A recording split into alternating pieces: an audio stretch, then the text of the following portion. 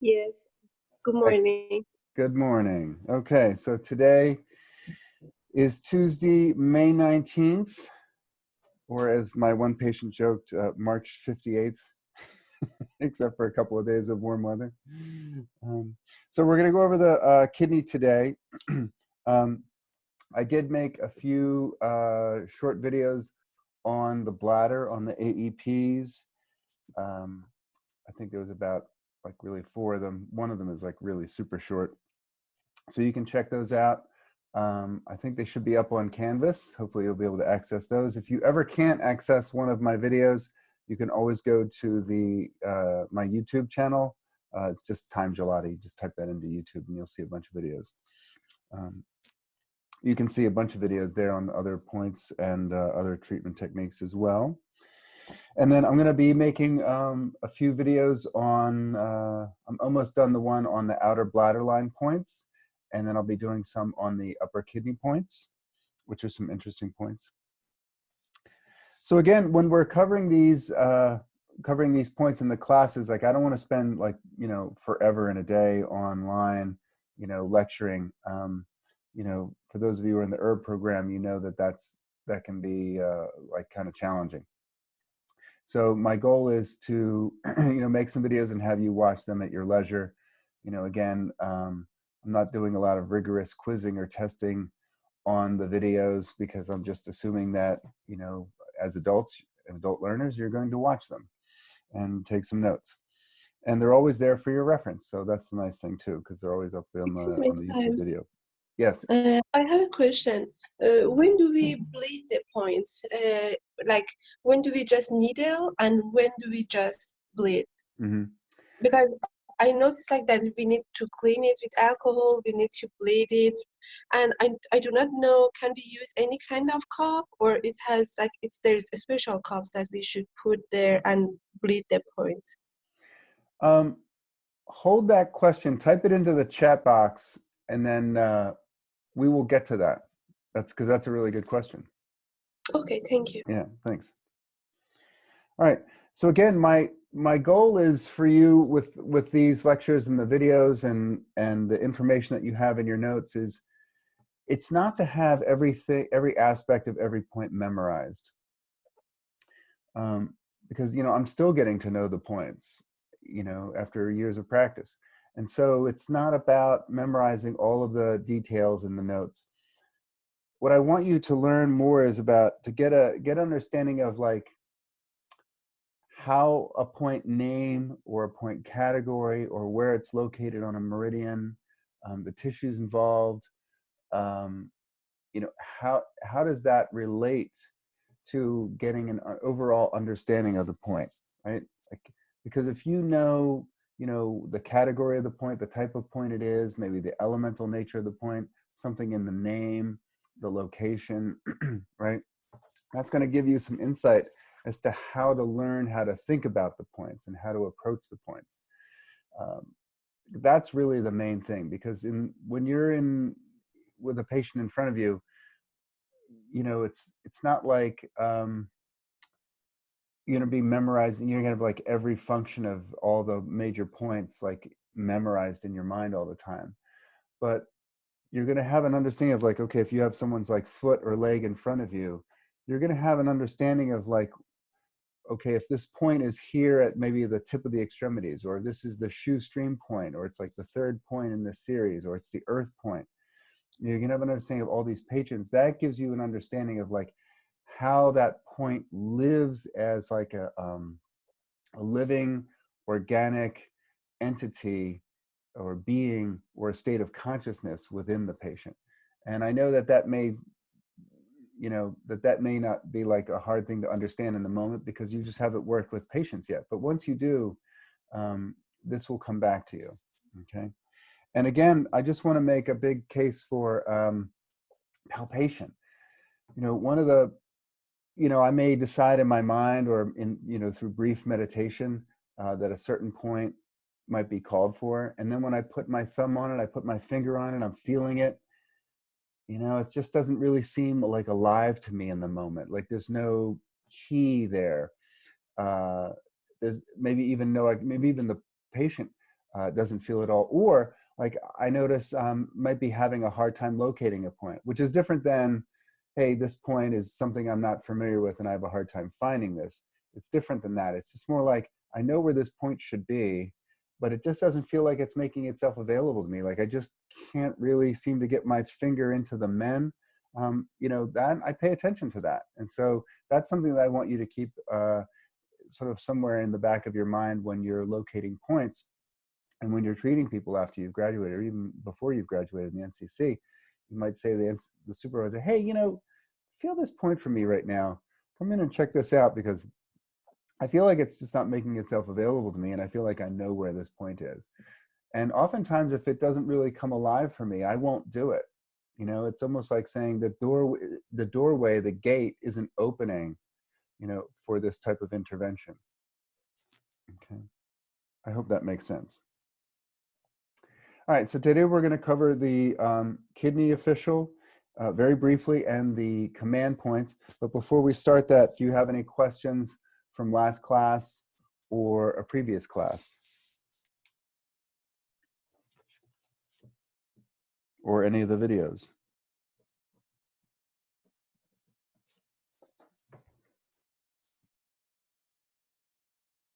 Okay, very good. All right, so we'll go ahead and get started. If you have any questions, feel free to either interrupt or you can type something into the chat box. All right. All right, so the kidney official, really, I think, out of all the 12, is probably the most important official in the body, mind, spirit kingdom. It literally is like our batteries. And interestingly enough, when batteries were first invented, they got they created power by moving water and salts, ionized salts, across the fluid membrane. And interestingly enough, that's pretty much what the nephrons within the kidney do. So they very much act like chemical batteries. And the title and charge of the kidney official is they're responsible for the creation of power, and skill and ability stem from it. So what does that mean? So that means that it's management of the fluids and the minerals within that fluids. And think about how metal tonifies water, right? So if you have your electrolytes in balance, right, and your fluids in balance, you're going to have energy, right? We all know, like all the energy drinks, they're just electrolytes in fluid, right? And so your kidneys are responsible for the creation of power by virtue of how it utilizes and manages the mineral fluid balance in the body, right?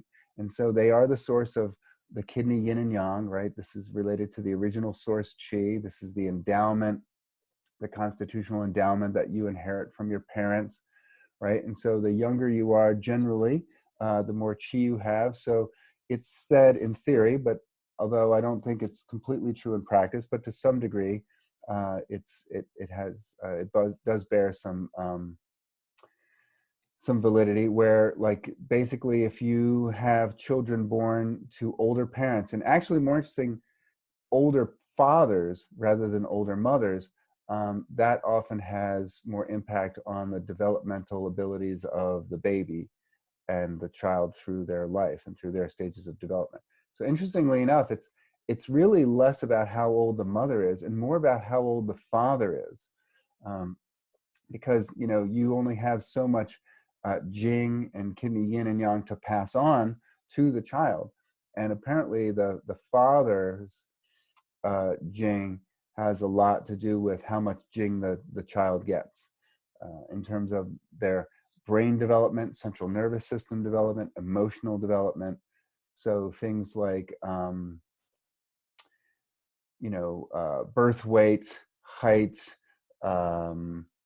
brain health, where somebody might be on like an autism spectrum, that actually is more likely when the baby's father is older at the time of conception than the mother even. So that's interesting, right? So, the kidneys are in charge of what we receive in terms of our inheritance. That's our jing, which then goes on to combine with the Ming Men fire to create kidney yin and yang.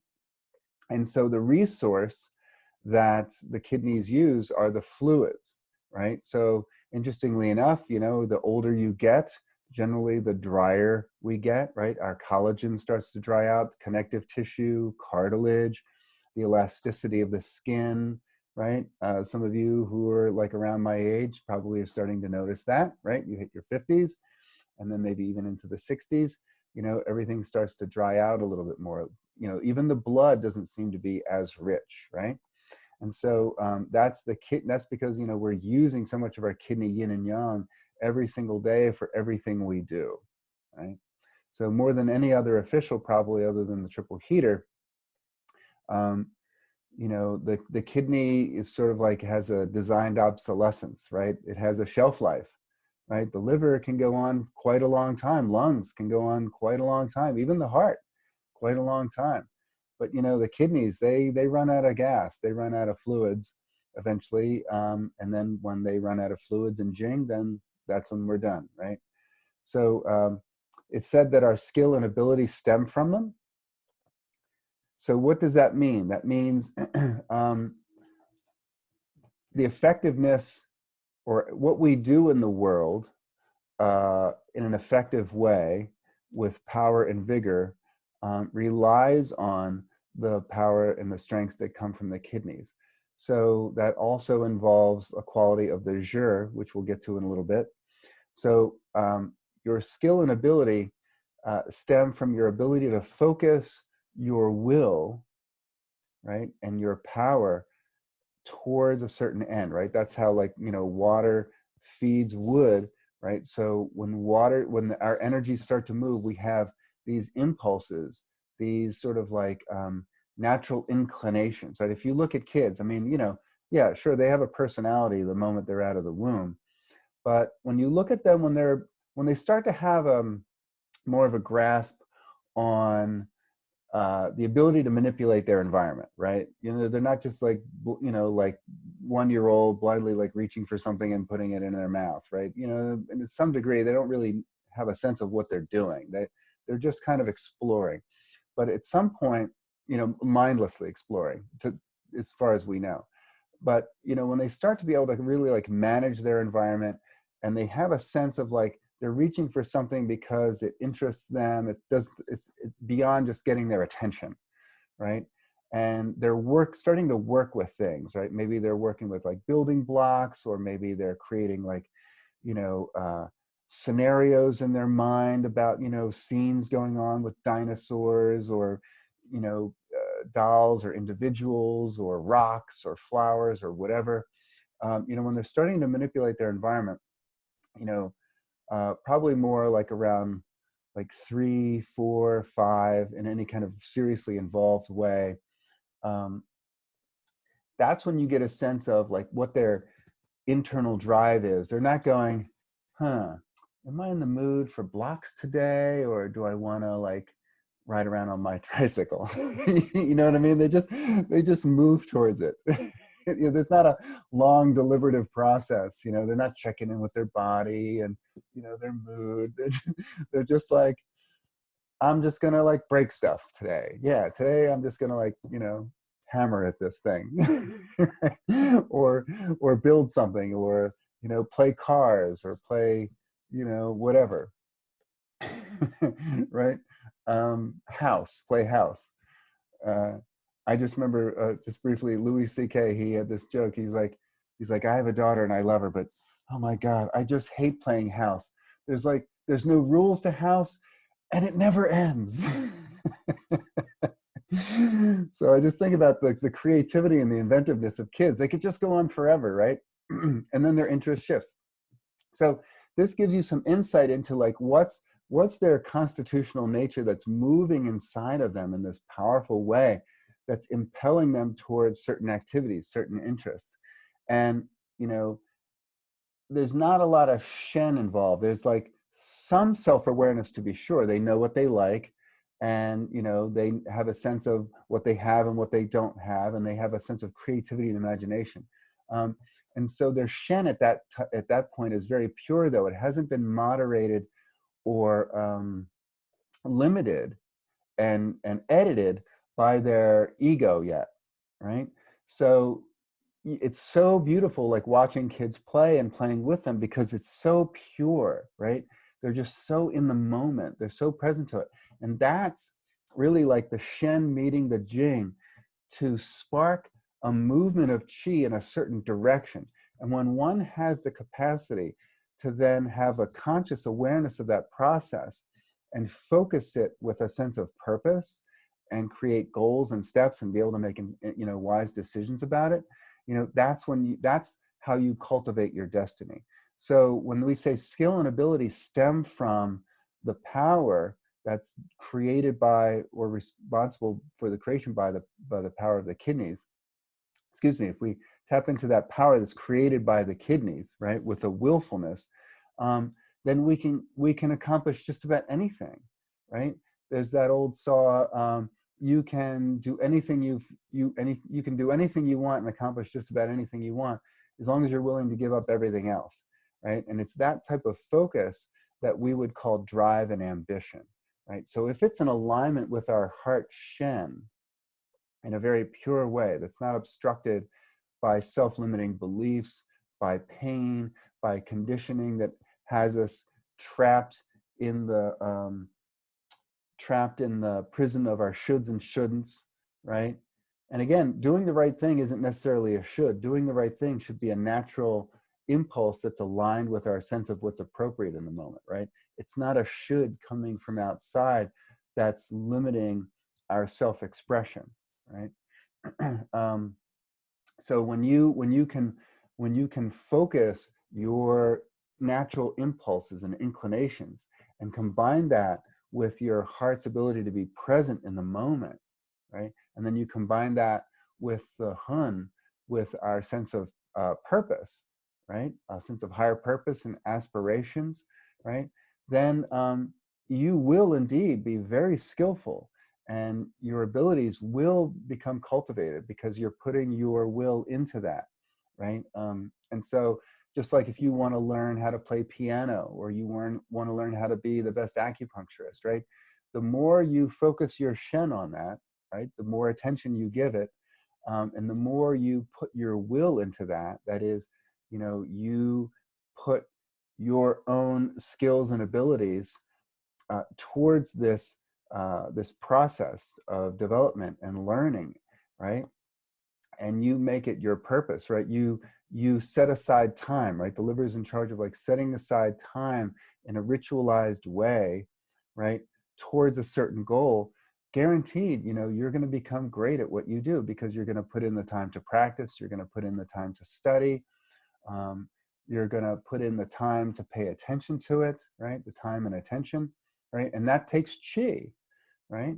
And that takes willpower, because some days you may not feel like getting up at, to attend some class on the computer at 8:45 on a Tuesday morning. But you're devoted. You're putting your will, you're focusing your will towards a certain goal, and you're paying attention, right? Your heart Shen's attention um, towards that goal, right? And the more you apply yourself, the more you'll develop your abilities and your skills, and you'll just get better at it. And then you'll be more satisfied, most likely, unless you're like there's some few who are actually driven in a way which makes it difficult to feel satisfied for something. And then we get into the state of imbalance where we're in overdrive, right? We're never satisfied. We're never appeased. We're never able to stop and enjoy it. Or likewise, or excuse me, on the flip side, you may apply yourself but not experience much success in the beginning, and that might kind of sour your experience to it, and that might suck some of the joy out of it. And so you're less likely or less um, inclined to pay more of your attention to that because it's not joyful, it's not fulfilling. You don't get the experience of like that joie de vivre experience, right? And so then that dampens your will, right, to apply yourself, right? I remember learning certain exercises, and they're like, don't overdo it. And I'm like, well, isn't the goal to like kind of do this to exhaustion? And he's like, no, if you do this too much and you exhaust yourself, um, you'll lose your enthusiasm for it. And that was really good advice. That was really good advice.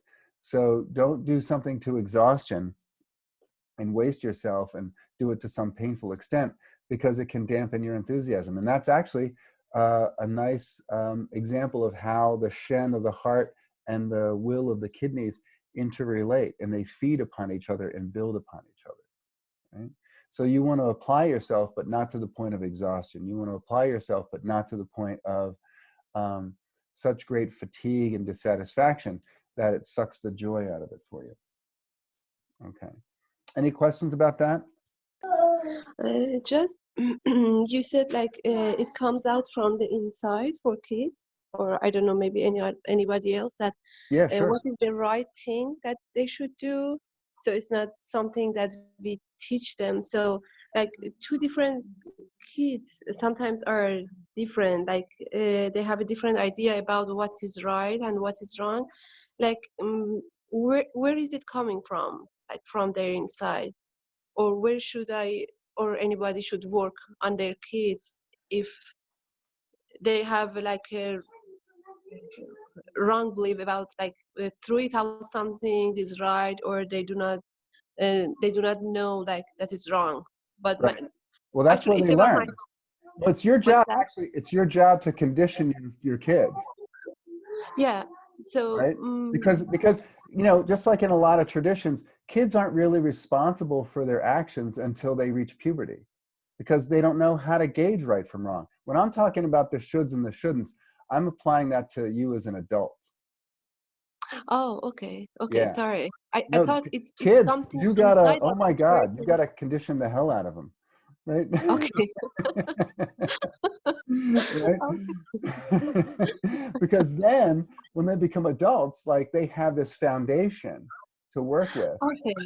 And then they have something, then they compare their current reality, like once they become adults, then they can compare their current reality to their foundation and see what aligns and what doesn't align, right? What aligns is going to be painless and enhance their vitality. What doesn't align, right? Right. That's going to cause them pain and discomfort. And then that's going to get their attention to say, oh, I need to reevaluate this, because, Mhm. I've worn this outfit on for, 16, 17, 18 years. Now I have to really see if this still fits, right? Like, if Okay. you grew up in a household that says, um, people from this country are bad, people from that religion can't be trusted, people with this skin color, you know are this way, and then the kid goes out and then believes such and such, and then all of a sudden they're confronted with an experience in reality that contradicts that. Like, that's Yes. going to create some kind of discomfort or dissonance, right? So then they need to reevaluate it. You might say, never steal, never steal something, right? But there may come a time when maybe they have to steal something. I'm not saying that that's always right, but I'm saying, or never lie. Let's say never lie. And there may Uh-huh. come a time when they may actually have to be dishonest for the sake of some reason, right? Again, Yes. I'm not saying in a blanket statement, oh yeah, like, there should be no rules or no morals. I'm just saying, it's your job to condition the heck out of your kids until they're old enough to fend for themselves. And then they need to gauge, okay, what aspects of my conditioning are in alignment with my heart kidney axis and which Yeah. aren't, right? Okay, thank you. I was okay, thank you. Yeah. Does that make sense? Yes, yes, Yeah. thanks. Because kids, they don't know right from wrong until you tell them, until you teach them. Okay. Yeah. They only know what's right for them in their nature. Yeah. Yes. Merci, thank you. Yeah, sure. So the kidney, we'll just briefly cover the body, mind, spirit functions, and then we'll take like a short break. So on a body level, in your notes, I've included like a little brief summary, so it's up there on Canvas. So on the body level, it governs our metabolism of the waters, the fluids. It stores the Jing essence, which is very important. It's the foundation for the original Yuan Qi. It's said to control the bones and the marrow. and produces the marrow. And the marrow is said to fill the brain, right? It fills up the brain. And then it also controls, to some degree, the reception of qi from the lungs. So in terms of the governance of the waters of metabolism, this is, I would say, its primary function, and probably out of all the functions, the one that shows up the most in terms of functions of each of the individual points, right? So it balances the yin and yang. So with the triple heater mechanism, it keeps the boiler room at an appropriate temperature, right? So like right now, I'm seeing a few patients, right, a day, not a lot, but each one, I take their temperature, right? So, what is that, like, gauge assessing on the temple, right? It's gauging the temperature of the fluids of the blood and other fluids that are running through the tissues and the veins that it's in contact with on the surface of the body. So they say 98.6, although I don't know anybody who's 98.6. I don't think my temperature has ever been that high unless I've had some kind of beginnings of a fever. Anybody here have a temperature of 98.6?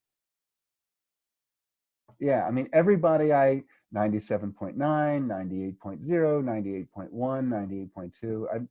Yeah, it's very rare. So I don't know how that was figured out. I don't know. Maybe historically people were hotter then. I don't know. I think people will be hotter now with all the inflammatory foods we eat. But anyway, we need this balance, nice balance of the hot and cool, right? So, that boiler room, this power pack in our kidneys, that's governing or helping with the triple heater to govern metabolism, right? And balance the forces of the yin and yang. So we want to have this nice sort of fluid dynamic, and I mean fluid as in mutable, changeable dynamic of the hot and the cold in our body, okay? And so there's a nice drawing in Machocha.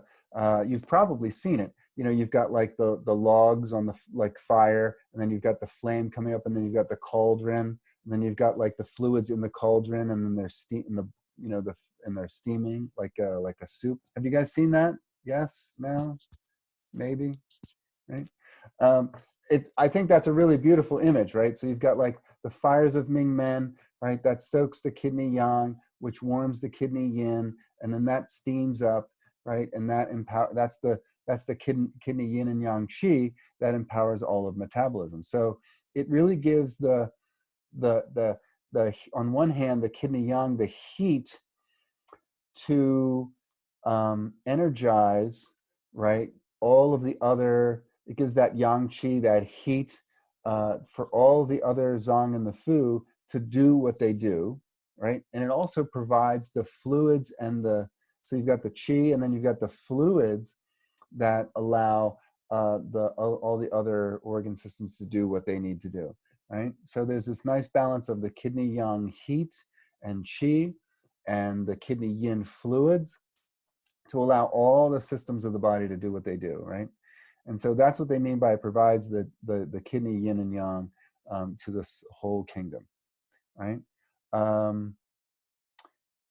And to some degree, it controls the gates that open and close to regulate the flow of the Jin-Yang body fluids to different areas of the body, right? So everything is about relationships in Chinese medicine. So is this organ system relating to that organ system in an appropriate way that allows for things to do what they do in proper timing and in proper amounts, right? So you want the fluids to be moving through the body in a certain way, in a certain timing, and in a certain amount, right? And if it doesn't, if you lack kidney yang, there might be an accumulation of cooling fluids, which then descend, right? We all know water seeks its own level and cold descends. So you might get fluid edema in the feet, in the legs, right? Maybe even in the belly. Or that the fluids are getting somehow trapped, the yang is deficient, so the fluids are getting trapped in the face. So you get like really puffy face, right? Fluid filled in the face because that kidney yang is deficient, okay? So in terms of storing the Jing essence, as I think I might have mentioned before, I might have been talking to another class, But the ancient Chinese that came up with this stuff were pretty sex obsessed. They were pretty obsessed with the ability to have sex for a long time, right? They were really into sex. So a lot of the self-cultivation techniques that you learn about, like the Dao techniques, their ultimate end is, yeah, to cultivate wisdom, but that's nice. But they really want to be able to do is have a lot of sex into their 60s and 70s, right? So a lot of this is about how to store and cultivate the Jing essence. And so the kidney yin and yang qi is about working together to create the essential building blocks of life. And again, you know, if you think about it, the survival of the species depends on that, the ability to transmit these building blocks onto the next generation. So without a next generation, right, the world ends, or our world ends. So I would say that that's probably like the primary foundational goal of all living things, which is to reproduce, right? The goal of life is to produce more life. I mean, that's the foundational level. And so the Jing essence is really about this primordial foundational level. That's why it's such a powerful drive. Um, and to some species, it's actually a more powerful drive than the drive to survive, because there's a lot of species. Think about like the salmon swimming back upstream, and they, you know, to go back and spawn to the place where they were spawned. I mean, they'll try to get back up those falls to the point where they're, bless you, to the point where they're exhausted, and so exhausted that it'll kill them. They literally like die of exhaustion in order to spawn. And you know, I remember in college meeting a few guys like that. So right, yeah. So you know, and it may, and for some of you, may know some men, it just may seem like they're driven that way. Wow, okay. So this is a really powerful drive. You know, it's like, it's a really primal power. Talk about like power. You know, it can like take over one's whole life. You know, the power to, and not just to have sex, but also to pass on your your your Jing, right? And for a lot of women too, you know, yeah, the drive to give birth, to have kids, very powerful drive, right? To be a mother, very powerful. And that drive is so primal and so powerful, it can take over the Shen, it can take over reason, right? So this is a very powerful, powerful force, okay? The foundation of Yuan, original Qi, right? This is created by the fires of Ming Men, the area between the kidneys. And then later on, it was decided that actually, no, it's, you know, the left kidney is the true kidney and the right kidney is the Ming Men kidney, which relates to kidney yin and kidney yang, respectively. But basically, what this works is what this does is it creates the fires, right? And fire rises, heat rises, right? So it creates the fires of metabolism. And then this original essence Qi is refined by this fire, this Mingmen fire, and it's distilled, as if you will, right? And what that does is that essence of the essence, right? That Qi aspect of the Jing essence, right? So it's almost like the Qi of the Jing then is ascended up the Dumai and is deposited in the AEPs, right, along the inner bladder channel, okay? And so it's the bladder that then takes over to bring this essence Qi up, right? This Jing essence Qi up out of the fires of Ming Men and from the kidneys, and depositing it into the AEPs, which then transports it to the organs, and also to the source points of all the other Zongfu meridians via the triple heater mechanism. So the bladder and the triple heater and the kidneys work together here to almost create your constitutional nature. And according to Jeffrey Yuen, he said something like, basically where you get a deficit of essence Qi being deposited, like whatever AEP doesn't quite get as much as the others, and there's going to be a little bit of a deficiency there relative to the other Zongfu, that's what creates your constitution. And he thinks maybe that's what JR, maybe this is like the Chinese physiological explanation for CF. Any questions about that? I'm not saying that as an is. I'm just saying that's what he talked about in one of his classes, Jeffrey Wayne. Did you say there was a bladder triple heater mechanism or just triple heater mechanism? So the bladder official takes that essence chi that's refined by the fires of Ming Men that refine the kidney yin and yang and the jing, and refines that into like more of like a less dense chi, and it's the bladder that brings it up and deposits it into the AEPs. It's the triple heater that then takes that yuan source chi, right? That's what's being deposited into the AEPs. That the triple heater then takes that source chi from the fires of Ming Men and from the AEPs and deposits it to, or transports it actually, to the source points. So it's the triple heater that then sends it out to all the other 12.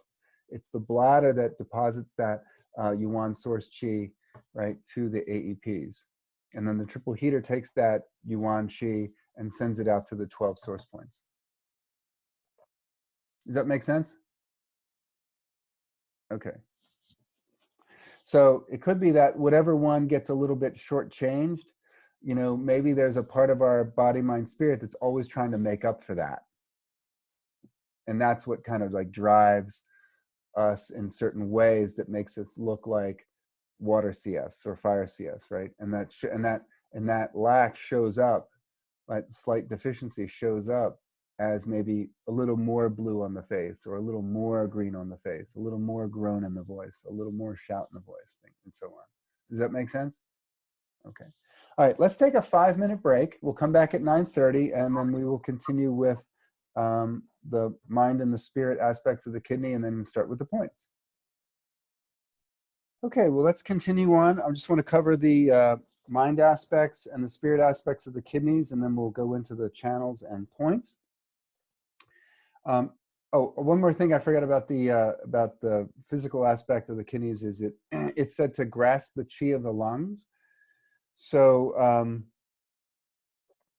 it's said to root the original chi that it receives from the lungs. So when you're inhaling, they say, like, for people with like asthma, say, like if you have trouble on the in breath, right, like you're breathing in and it's hard to like take that full deep breath, that's often predominantly a kidney deficiency affecting the lungs.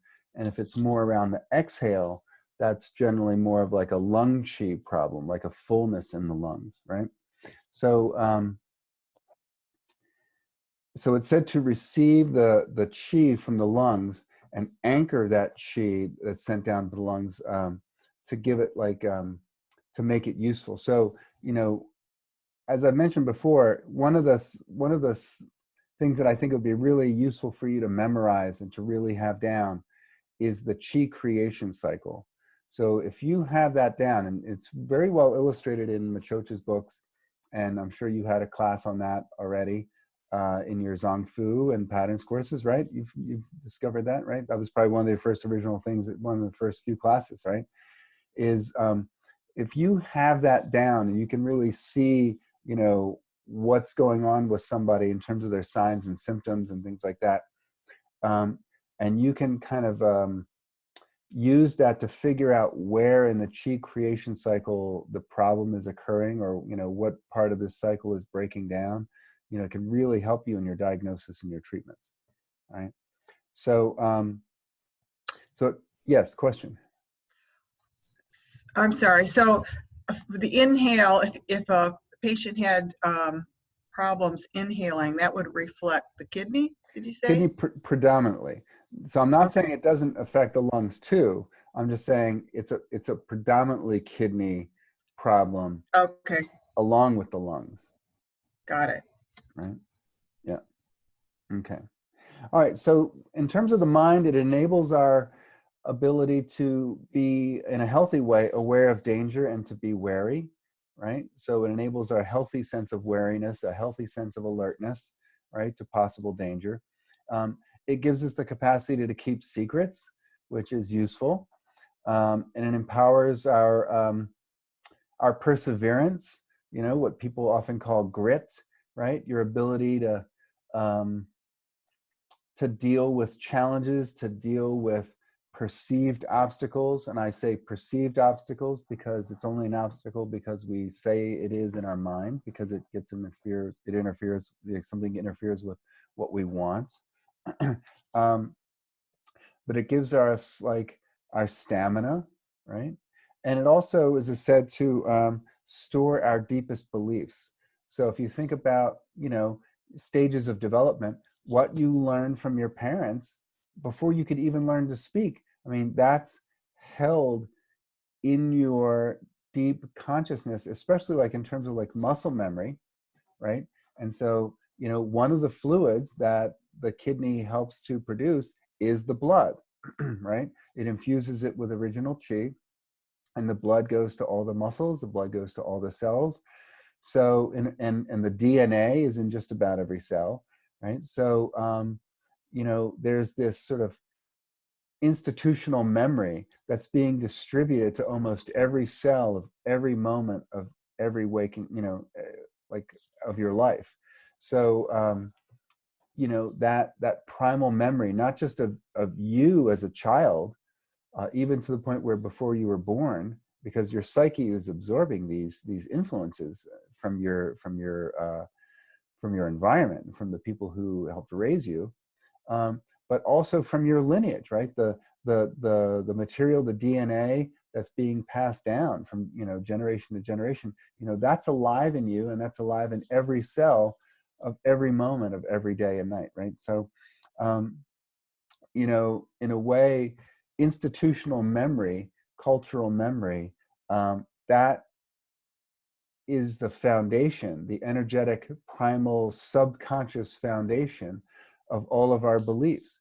You know, like you go to another culture and you may behave in a certain way, or they may behave in certain ways that you feel just like in your body, like that is just wrong. Like that's just not right. You just shouldn't do that. Or you just shouldn't eat that. Like, oh, right? You have a visceral response, and it's like primal, right? Because you've had generations and generations and generations of this belief, this way of being that's like inculcated in every cell. It's integrated in every cell, right? And then, oh, similarly, like, so I was just talking to a buddy of mine on Zoom last week. He was a classmate of mine, actually, in acupuncture school back in '94. And he now lives in Japan. He's been living in Japan for a number of years. And there's a part of him, and he's like a 6'5" tall African-American dude living in Japan. So he doesn't really visually blend in, right? But he says he feels really at home there because there's something about their culture, their mannerisms, the way they behave, their values, that like it feels so resonant to him on like such a primal level that he can't even explain it.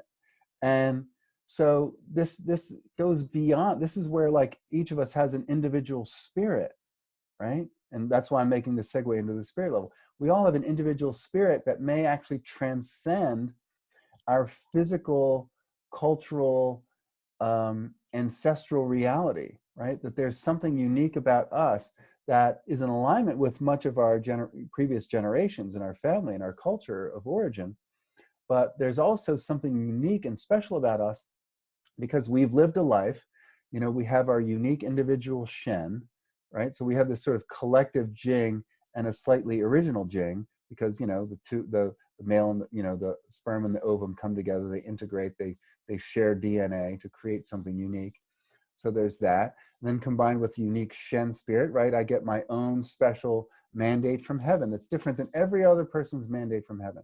And that combines to generate virtues and gifts and strengths and in a very unique resonant frequency, right? So, you know, he's moved to Japan and he loves it because it resonates like in a way that's very coherent and congruous with how he resonates at a deep level. So it can transcend our mere physical limitations, right? So thankfully we have the capacity to travel thousands and thousands and thousands of miles, right? I mean, up until like the 1920s and 30s, most people never traveled 20 miles beyond where they were born. I mean, think about that. That's amazing. So, you know, we all have this individual spirit, and the kidney, the aspect of the spirit that the kidney has domain over is the jur will. And this is the will that can't be willed. You know, it's like back to that child that like just moves towards these things. Like, you know, I gravitate more towards art, or I gravitate more towards animals, or I gravitate more towards building things, or breaking things down and, you know, picking them apart. All right, whatever that is, that's the will that can't be willed. They're not just sitting around thinking about it like, yeah, I think I want to really, you know, construct something because that resonates deeply, you know, with my ability to like create structure in the world, because that really helps me to feel organized. Yeah, I mean, they're not, 5-year-olds aren't sitting around thinking that, right? So this is like the intergenerational pattern combined with your unique pattern, right? That's stored in the kidneys, like waiting to be discovered, waiting to be activated by the Shen, right? That's the lightning that's hitting the primordial soup, and then bam, new life is created, right? So that's why, you know, as we go through different phases of our life, you know, our interests and our guiding impulses often change, right? You know, the things that you're into as a teenager may be different than late 20s, or, you know, and so on throughout your life. And you get through different phases of your life. And that's natural as like the tree develops, right? And then new leaves are sprouted at the top, old leaves from the bottom, you know, old branches fall off and die. You know, that's normal, right? Anybody who's been to the tropics, you know, the palm trees, that's how they work, right? So, you know, closer to heaven, like the more we grow, the more we cultivate our wisdom, but also the deeper roots, right? The taller the tree, the deeper the roots. So we're also uncovering and discovering more of our depth the older we get, hopefully, if we're paying attention, right? If we're not just going on automatic pilot by virtue of our conditioning, right? So the Jing and the kidneys give us the capacity, along with the liver, to evolve and to grow and to explore our depths and to tap into the wisdom that's lying there dormant based on our combined experiences and our intergenerational patterns. So it's basically like, you know, the longer you live, the more you experience, hopefully the more wisdom you cultivate if you're paying attention, if your Shen is activated, okay? So it empowers our physical and spiritual potency in the world, right? The Jing gets transformed into Qi, it combines with the Shen, and this facilitates the unfolding and the flow of our innate purpose, right? That's uncovering the depths that we have stored within us, right? And this is facilitated by the fires of our Ming Men. It's always nice to have an infusion of youth. So it's the fires of the Ming Men that facilitate the unfolding of our purpose, and this is kind of like deals with the Shen and our Ling, right? So you've got the fires of Ming Men that kind of like cooks the yin and yang kidney qi, right? The yin and yang of the kidneys, and that is dispersed to all the other officials, right? To all the other channels via the source points, and then the source points, and then the meridians really help us manage how we go through life on a daily basis, right? And how we go through life on a daily basis, combined with our ability to pay attention, to cultivate an observer, will cultivate wisdom. And the more wisdom we have, the more we're able to kind of focus our will and our attention on something that gives us a sense of meaning and purpose, and ultimately fulfillment, right? So that's the Sheng cycle. All right, any questions about any of that? Yeah, I have a question. Yeah. When someone has really strong will, but their body, for whatever reason, is not able to like carry that out or do what it is they have a strong will for, what happens to them?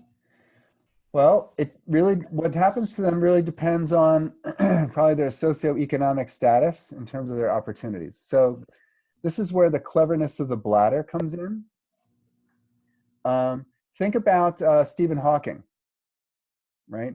Brilliant guy, you know, obviously had cultivated a really profoundly powerful central nervous system that was able to activate his brain in ways that were tremendous, but his body really suffered, right? So he was clever enough to arrange his reality to get people to help him out, right? And to create opportunities that allowed him to have like the special wheelchair and the special device that allowed him to communicate, but not just to communicate, but to write books, you know, to lecture, to educate.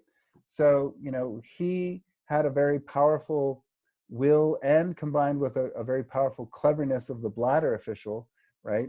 Combined with lots of opportunities that are simply beyond our capacity to control, right? I mean, he just happened to be born where he was born, you know, at a time when, you know, if he was born 2 centuries ago, we'd have never heard of this guy, right? Because there would have never been any way for him to communicate, you know, after he was like in his 30s or 40s or whatever, whenever it was, he started to lose his ability to, you know, to speak.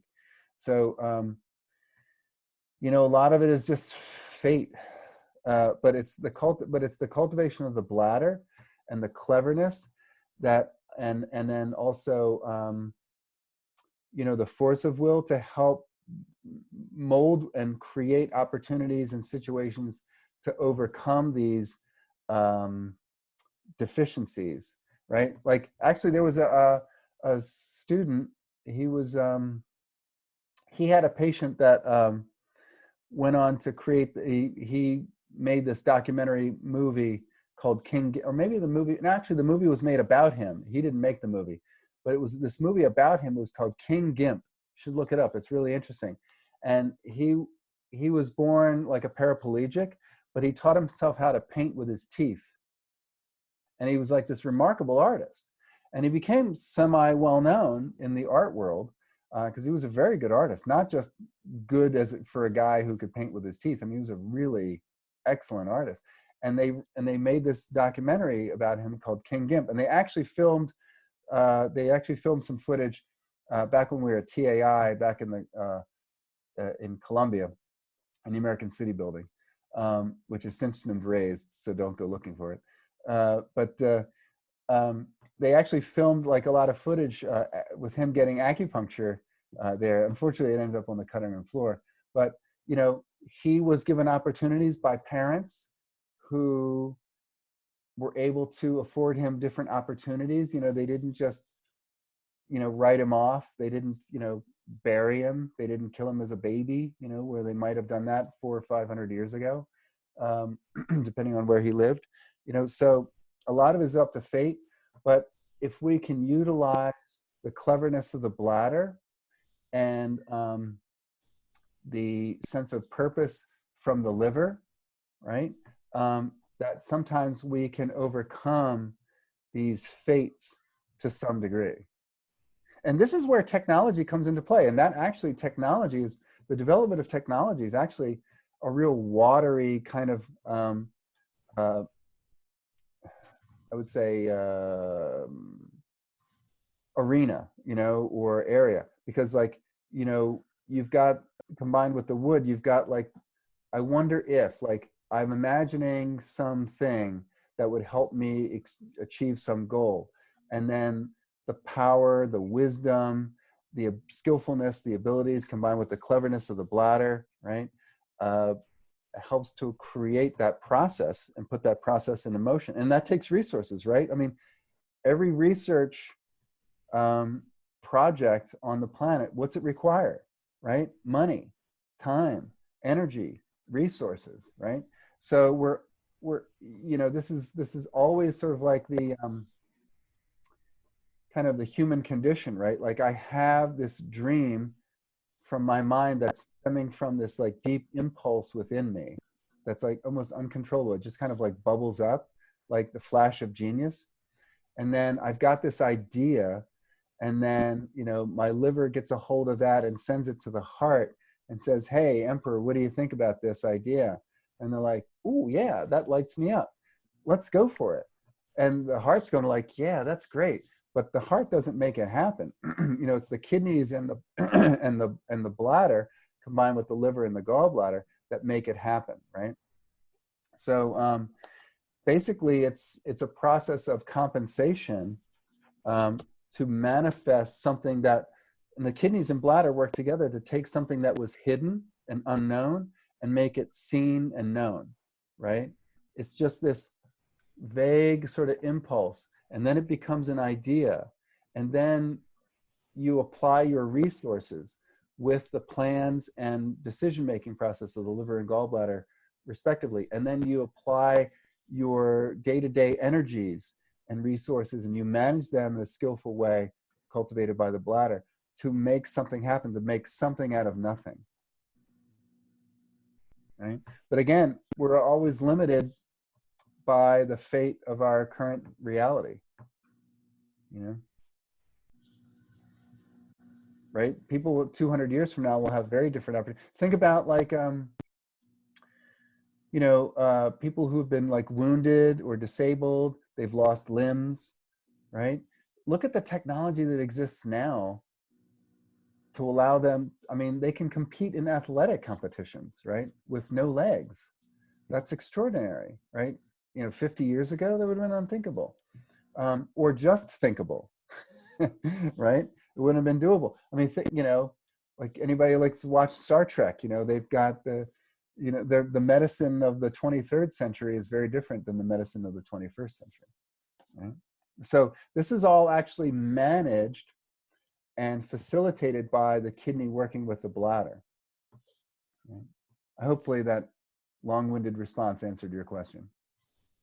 Yeah, it does. I was thinking sort of in terms of like, oh, you have a professional athlete who has like a very specific drive in life, and then they get injured and can't pursue that thing that used to be their sort of purpose or whatever. But I mean, you answer that question because it still comes back to sort of redirecting the will to something that they can do. And right. Well, this is where the will confronts the ego. And if the will is saying, I'm now guided to take this bend in the river and follow it this way and go towards something else, right? If they're connected deep down, and if their Shen and their Jing, their Shen and their Zhe are connected well, it'll be a little bit more clear. Do I then take this bend in the river and go in a different direction, or do I just have to, no, actually, my will says, let's continue, right? I want to keep going, and I'm going to rely on the cleverness of my bladder, right, to stay focused. Like, okay, like I was a runner, I got hit by a car, I lost a leg, but it's still like, it still resonates as deeply, truly aligned and right that I still run. So I'm going to utilize technology to run with this artificial leg, like the spring leg, right? Yeah. I'm thinking particularly this one athlete who was born with cerebral palsy in Russia, in this very poor area of Russia, and she learned to walk on her hands.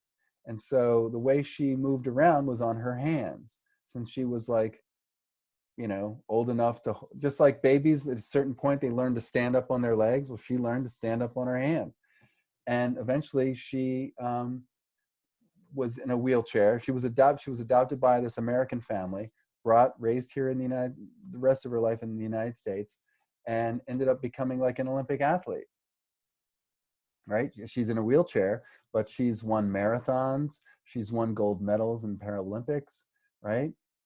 So apparently, the drive combined with fate, combined with technology, allows her to manifest this will, this drive. But then some people are born with cerebral palsy. They decide, oh, they're going to go in a different direction because they're following their will somewhere else. So this is where the ego, the conditioned mind, can interfere with that natural unfolding of our development, right? Sometimes we unfold naturally, and sometimes we unfold unnaturally, like something happens to us purely coincidence, of course, right? Right? Right? But like maybe a tree falls on me and I break my legs, and like, okay, now I have to go with the flow of that. But I can't be imposing my conditioned ego onto the situation, because that's not pure communication. That's influence from the exterior, that's outside of the alignment of my own heart kidney axis, right? This is why people who often like do things, or maybe you or yourselves are compelled to do things that just don't seem rational, that just don't really make sense, that will never stand up in court. You know what I mean? Like, yeah, that just go like really far afield from what fits your picture. Like, I just think about like meeting my wife, who like was just like so beautiful and so wonderful in like so many ways, but like didn't really fit my picture. You know, she was like this California blonde hippie, and like that just wasn't my jam. And but like it touched something in me, and like 2 months later I asked her to marry me. I was just like, no, this is like, I can't argue with this. This is like unreasonable, but it's true. It's the way it is, right? You just got to go with it. So, right? Okay. So good conversation. So let's go on with the points here. We'll do a few and then we'll take a break. Okay, so kidney 1. I'm sorry, Tom, before you start with the points, can I just ask a quick question about Please. Ling? You mentioned Ling. Yes. And I was trying to read something about Ling, and it's kind of getting, I'm getting mishmashed in my mind about it. It seems like it's like a culmination of multiple spirits, but not all the spirits. It is a combination of multiple spirits, but not all the spirits. You're exactly right. You're exactly right. So I don't know if I posted it. Is there like a little essay on Ling in Canvas? Not in your Canvas class, but actually I think Hunter posted your little thing about Ling in his class. Okay, all right. So basically Ling, what did I say? Ling, in summary, like Ling represents your inborn capacity and potential to get stuff done, to manifest something, right? So the character shows heaven, and then floating just below heaven are clouds. And from these clouds emerges rain. And the rain is falling upon these 2 female shaman. Very important. Not 2 dudes, 2 women. Shaman. Performing dances and offering dances and jade to heaven, right? And they're dancing around the ground, and they're offering jade up to heaven to appeal for rain, right? With upraised mouths, upraised voices, singing these songs, supplicating, right? Like, my brain is just mush today. You have to forgive me. I'm sorry. This is really embarrassing. But they're, you know, it's like basically praying. They're like doing a rain dance with prayers and offering something valuable. So that's what this is. This is 4 drops of rain, right? 4 represents something, right? So you've got 4 drops of rain coming from heaven, and then you've got like these 3. I don't know if you can see the character. Can you see the character? Okay. All right. So the 3 upraised voices, interestingly enough, right, it's 3, like, but there's 2 female shaman. How are there 3 males? That's weird. But what that represents is this synergy of 2 people coming together, yin and yang coming together to create some new dynamic. And there's that 3, right? And then that leads to the 4 drops of rain, right? So it's like this quality of call and response, right? You put something out, you get something back. But what you put out has to be the right thing in the right way at the right time, right? And when that's when your yin and yang are integrated and being used in a balanced way, that creates something synergistic. That's the qi. But those three mouths represent the shen, the hun, and the po. So this is what you're using to get stuff done. There's the foundation of the two female shaman, right? They're putting their blood, sweat, and tears into this. That's their jing, right? They're putting their zhi will. They're getting up off the couch, right? They're not just laying around going, man, I wish it would rain. Right? No, they're not doing that. They're not whining, oh, it never rains, right? No, they're getting up off their behinds. They're offering something expensive, something valuable, jade, and they're putting their own qi and their own sweat into this, their jing, into these dances, into these supplications, right? And they're putting their shen, also their shen, their po, and their hun into this, right?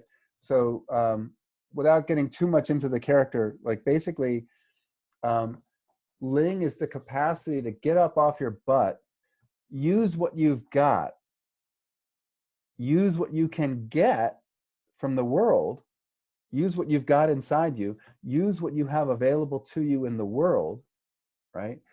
To put yourself in the right place, in the right time, in the right way, to get some kind of heavenly response. That is, you get something out of that, right? So in a way, your educational experience at MUIH is a ritual. You're offering jade, your money, right? Or financial aid money, right? You're offering your hun, your shen, your po. You show up on time, right? You have an aspiration, that's your hun. You show up in flesh, in your body, right? You're putting your everything into it, right? You're putting your body, you know, you're involving your body into this. You're not just sitting meditating in an ivory tower somewhere, right? You're showing up. You're putting your efforts into it, right? And then you're paying attention, right? That's your shen. So all of that combined in a way, done with intention and excellence and heart, right? And presence, that's going to yield some heavenly result. Knowledge, education, a career, right? So your ling is your inborn capacity and your potential to appeal to, receive, and even change the heavenly order, right? It wasn't raining, but they did all this stuff, and then the rain comes, right? And so what the shamans are using is they're drawing upon their will, and they're drawing upon what is available to them in the world to manifest something wonderful, valuable, extraordinary, and uniquely yours. So that's what ling is. Ling's that yang aspect of our spirit that gives us the capacity to like get stuff done in a really profoundly powerful and appropriate way. That helps. I guess I was just like in the conversation, the way we were talking about the will, it sort of seems shocking to me that spirit wasn't sort of one of the main spirits of the ling. But now that explanation helps make sense of that for me. Thank you. Yeah. So, I mean, all are involved, but what they're saying is the will is what gets them up doing the dance, right? That's that foundational piece, right? Yep. Okay. Good. All right. Where's my notes? I lost my note. Okay, give me 1 second here. I've got so many piles of paper. What do I do with it?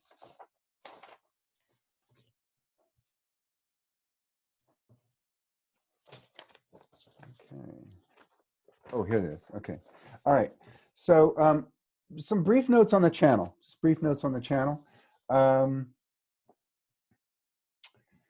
So kidney 1 through kidney 10, this generally governs the conception of life, the maintenance of life, the renewal of life. Okay.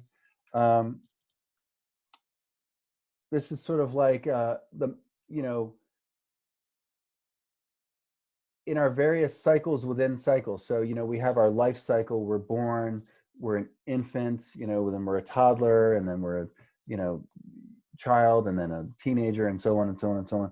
So there's the life cycle, but then there's the cycle of your education. There's the cycle of your career. There's the cycle of your relationships. There's the cycle of your interests or a project, right? So there's all these like cycles within cycles.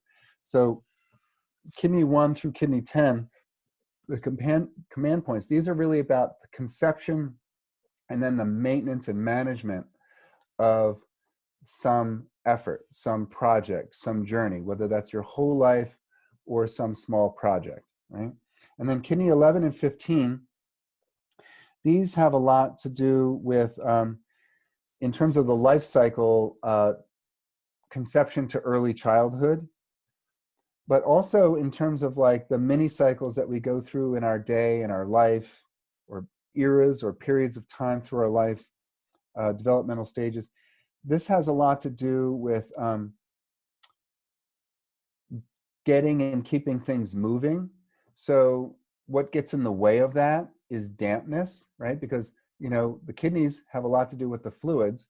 And so one of the main issues that show up in terms of climatic factors or obstacles is heat. We'll get to that later. And if there's too much heat, that cooks the fluids and that creates dampness. Or if our will becomes obstructed, then dampness results. And so a lot of these points between kidney 11 and 15 have a lot to do with clearing and resolving dampness in the lower burner. And that's one of the things that also gets in the way of fertility, right? So dampness, damp heat, that affects the fluids, that affects the blood, that can have a powerful effect on obstructing fertility, both for men and for women, or also for feeling very energized and motivated in our life. And then kidney 16 or 17 till about 27, right? Actually, I would say kidney 16 through 21, right? This is like 21 is the penultimate point, right? The exit point is 22. So I would say 17 to 21 has a lot to do with the kidney's relationship with the spleen, not just dealing with dampness, but also like the appetite for life, appetite for food, our ability to hunger for and digest our food, as well as our hunger for and ability to digest the experiences of our life. Okay. And then 22 through 26 or 27, this has a lot to do with now taking what we've learned, what we've experienced, right, and what we carry as potential in our jing, and transforming that into ling, right? That means putting your wisdom to good use, right? Putting your experience to good use. I find it interesting that in politics seems to be the only job, politicians, political leaders, it seems to be the only career path where a lot of experience is seen as some kind of liability. Because they see it as like, I'm untainted by, Washington. Like, I'm unsullied by Washington. I'm not a Washington insider. I'm an outsider. Well, I don't know. That seems kind of dumb to me, because like, I want somebody who's experienced. And I get that, oh yeah, we could be susceptible to the culture of Washington and, the political realm and things like that. That could be a tainting experience. But, I guess if you're looking through that lens, then yes, I could understand how that would be the case. But, personally, if I go to a dentist, like my old man was a dentist, if I go to a dentist for like a root canal, I don't want to go to somebody and say, hey, I haven't been tainted by the dental community. I'm an outsider. Like, screw that. That is not the dentist I want, right? oh, today's my first day as a cab driver. I've had no training. I don't even know how to drive. I don't even have a license. Great. It makes life exciting, right? But I don't know. It just boggles my mind. So, you know, we get what we get what we get, right? Some days we get something good. Some days we get something not so good. All right.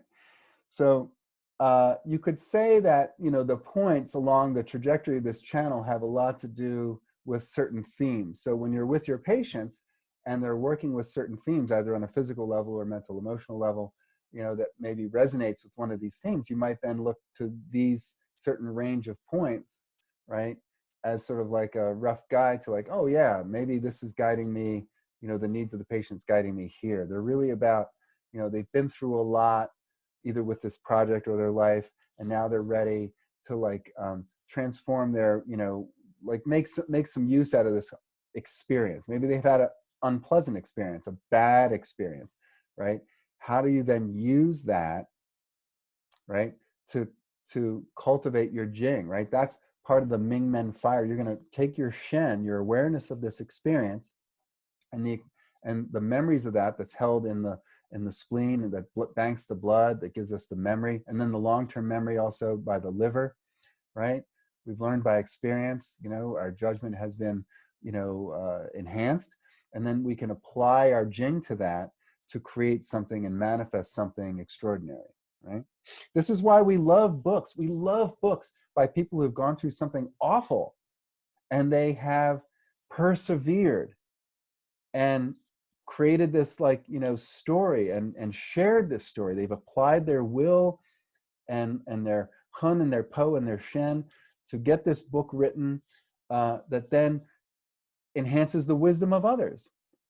We love books like that. People have been through a terrible ordeal. They write a book about it. It becomes a bestseller because it's a very powerful story. Okay. All right. So do we need to take a short break?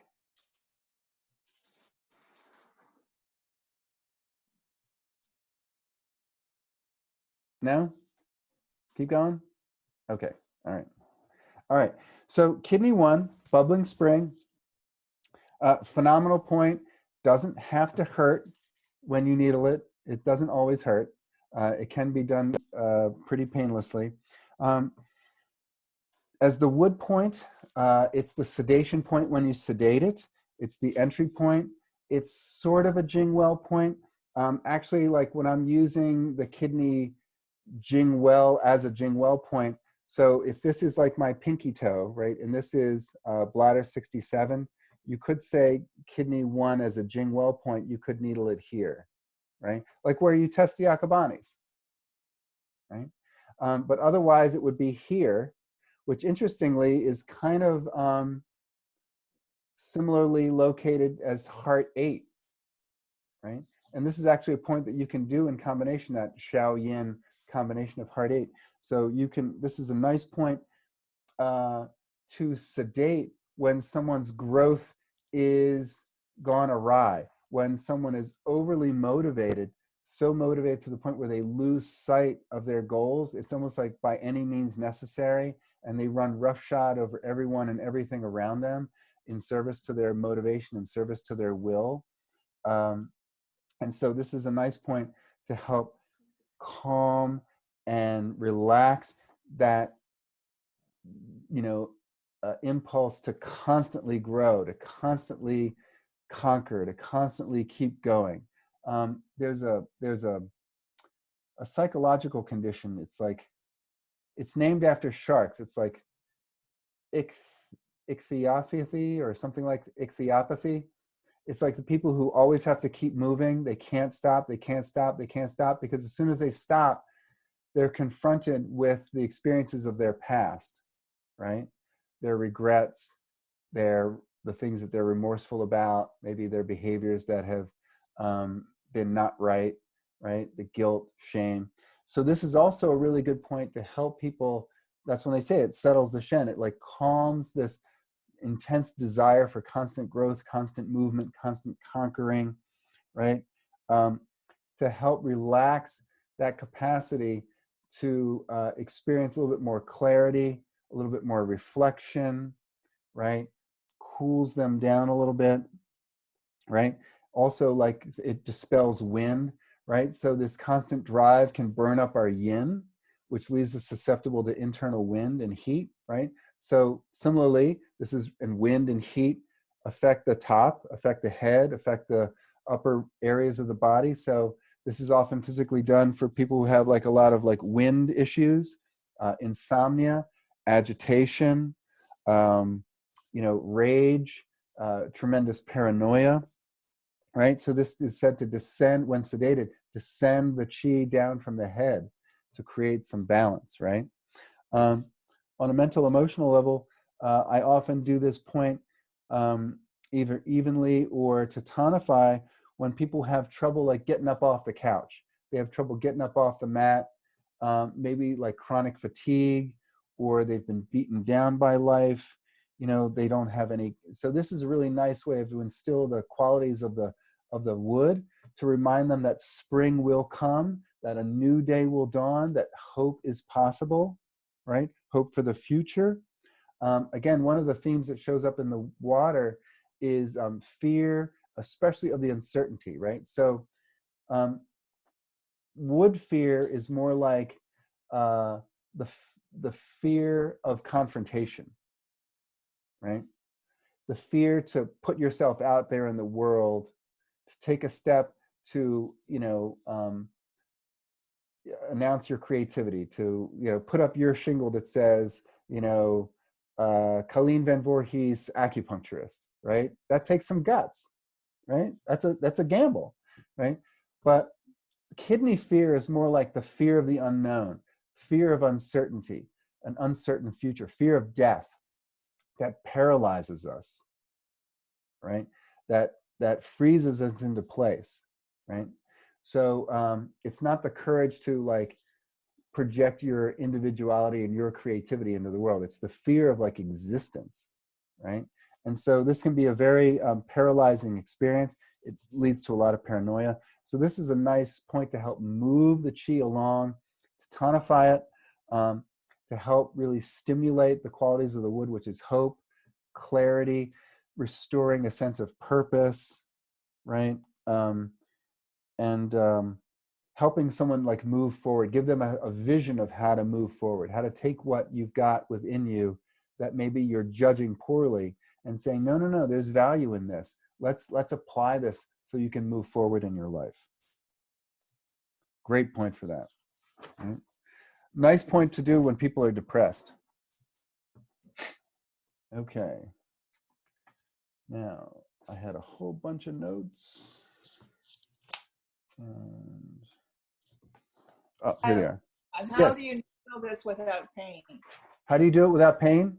Yeah. Practice. And practice and a really good guide tube.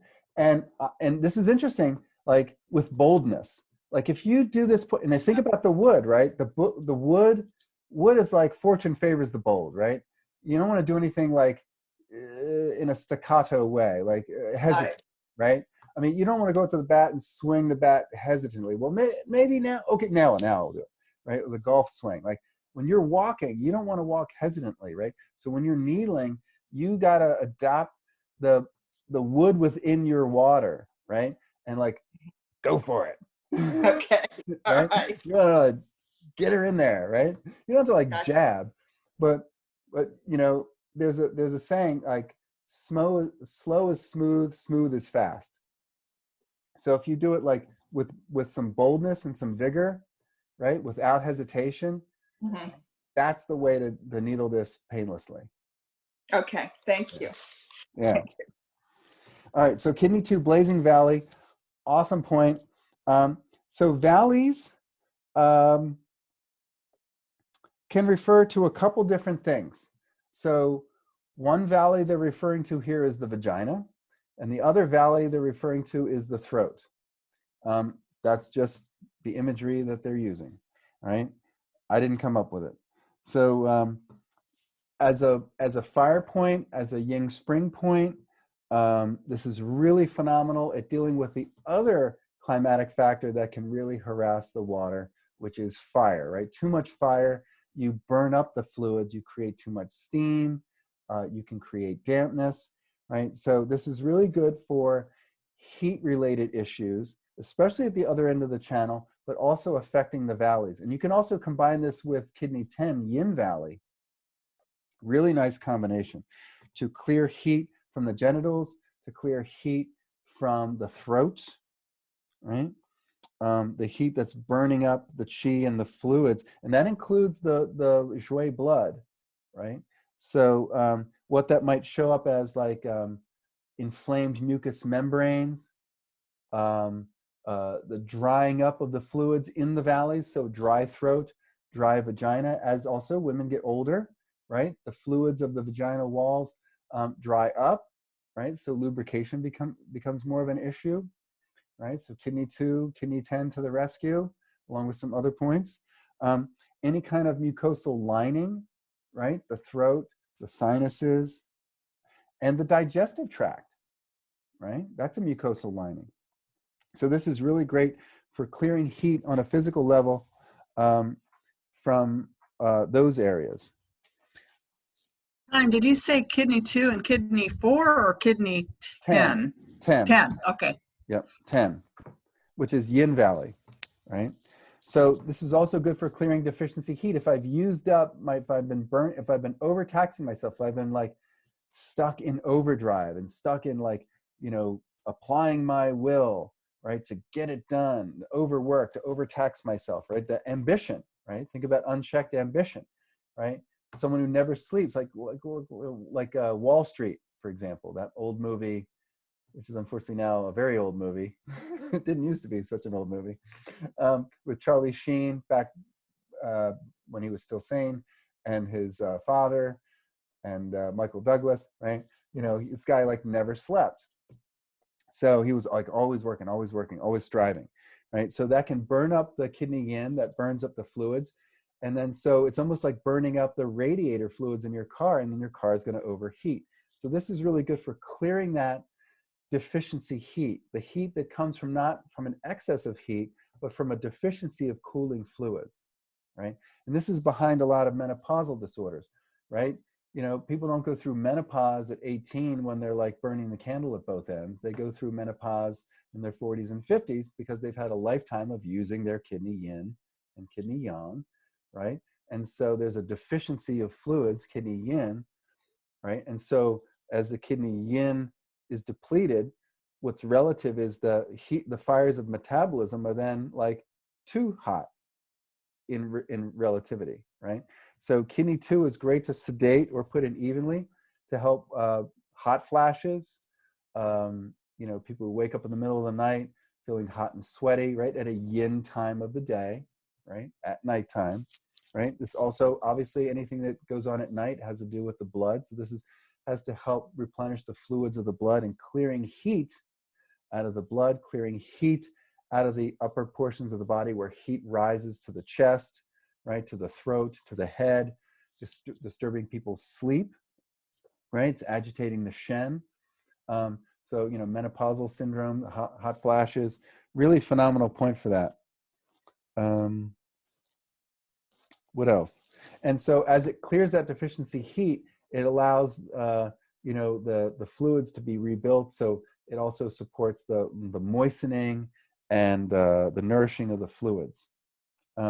I particularly find it really helpful for people who the fires of overdrive have driven them a little bit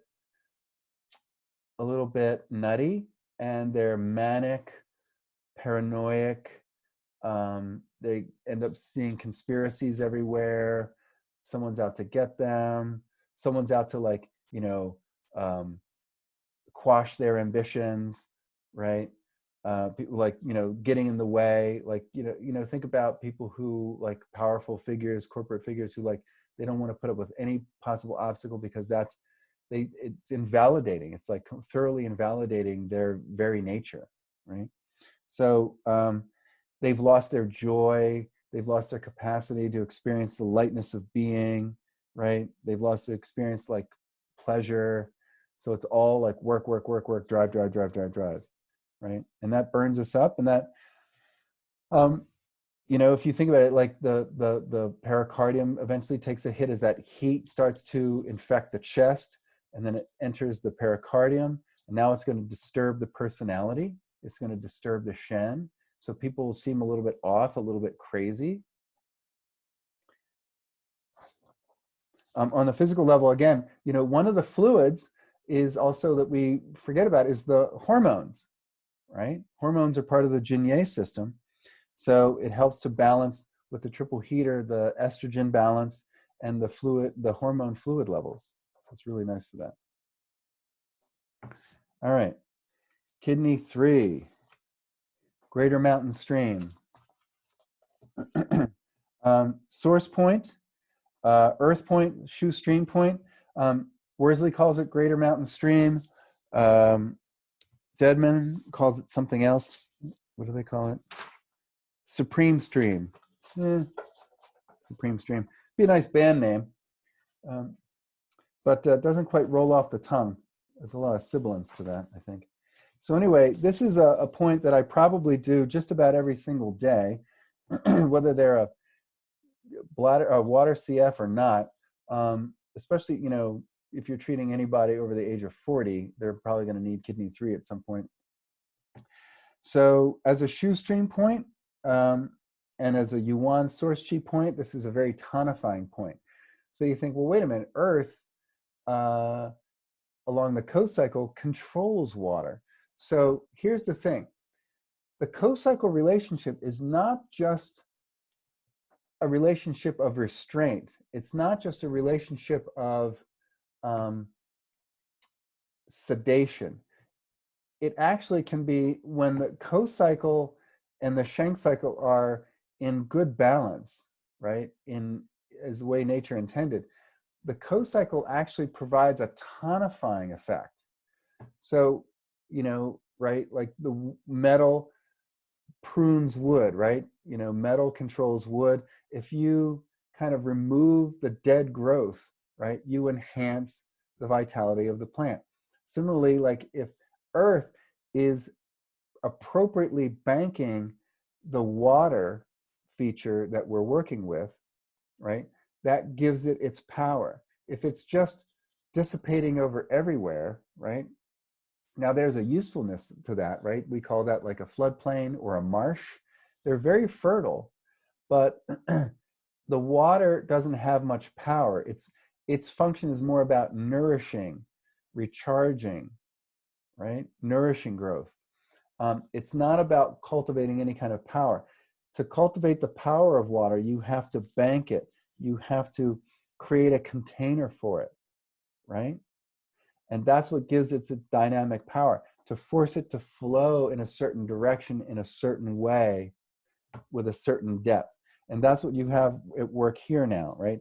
There's a certain amount of banking of the water, which gives it direction and power of flow, right? So now it can be used for energy, right? So this is a very tonifying point.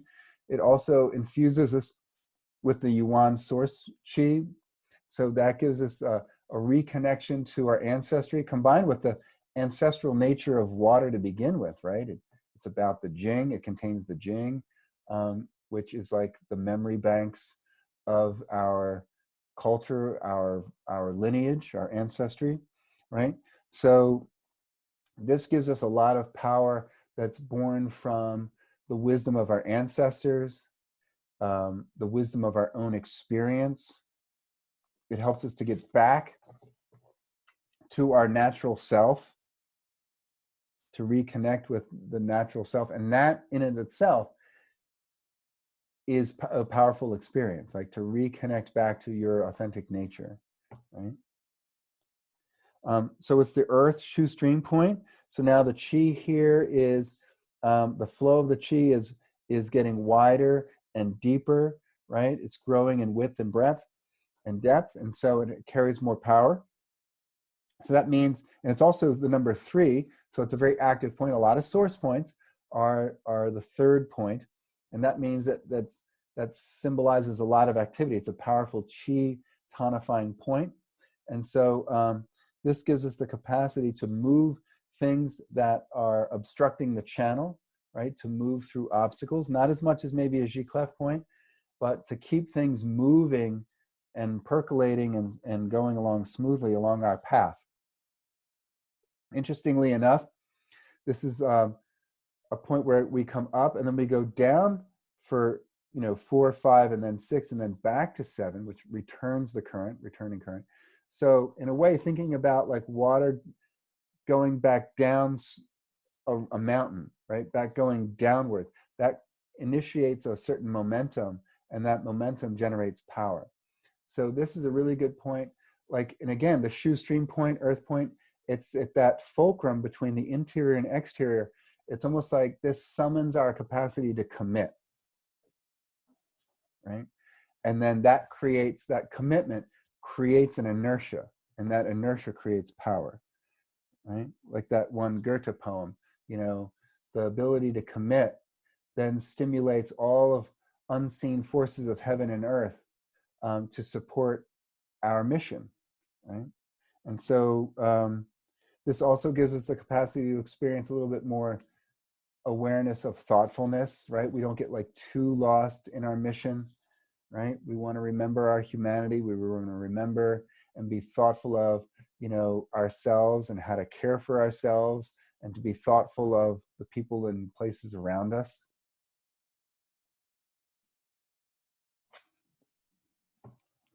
So kidney 4, we'll do kidney 4 and then we'll take a short break. So kidney 4, great bell. This is such an awesome point.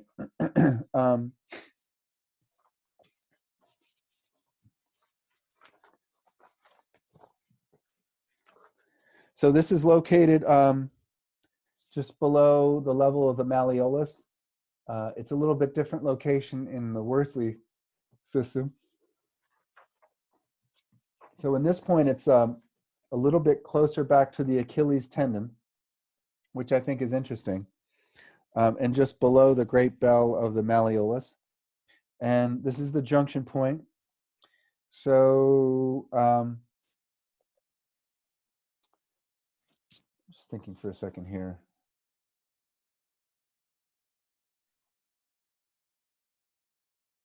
All right. So one of the qualities of the low junction point is it helps to connect us with the interiorly, exteriorly related official. In this case, it would be the bladder, right?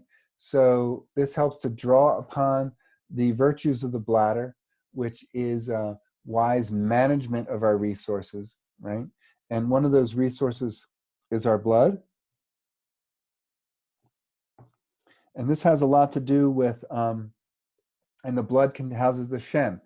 So this is a nice way of creating this yin-yang balance between will and energy to get something done. This creates a nice balance between our will and applying our energy in a wise way to get, our ambitions manifested in the world, right? So this might be to like help support the progress of a project that we have, or the project might be our life in this moment. And to me, like the great bell, even though it's sort of like a metaphor for the malleolus, in a way, the kidney's open to the ears. So it like kind of helps us to hear the clarion call of our nature, to hear the clarion call of our Shen. Again, this has a lot to do, it's the low point. So this has a lot to do with the movement and the circulation of blood. And so the blood houses the Shen. So again, that Shao Yin balance between the kidney and the heart. So this is a nice point to reconnect with the call of our authentic nature, right? So people might feel a little bit lost. They've lost their luster, right?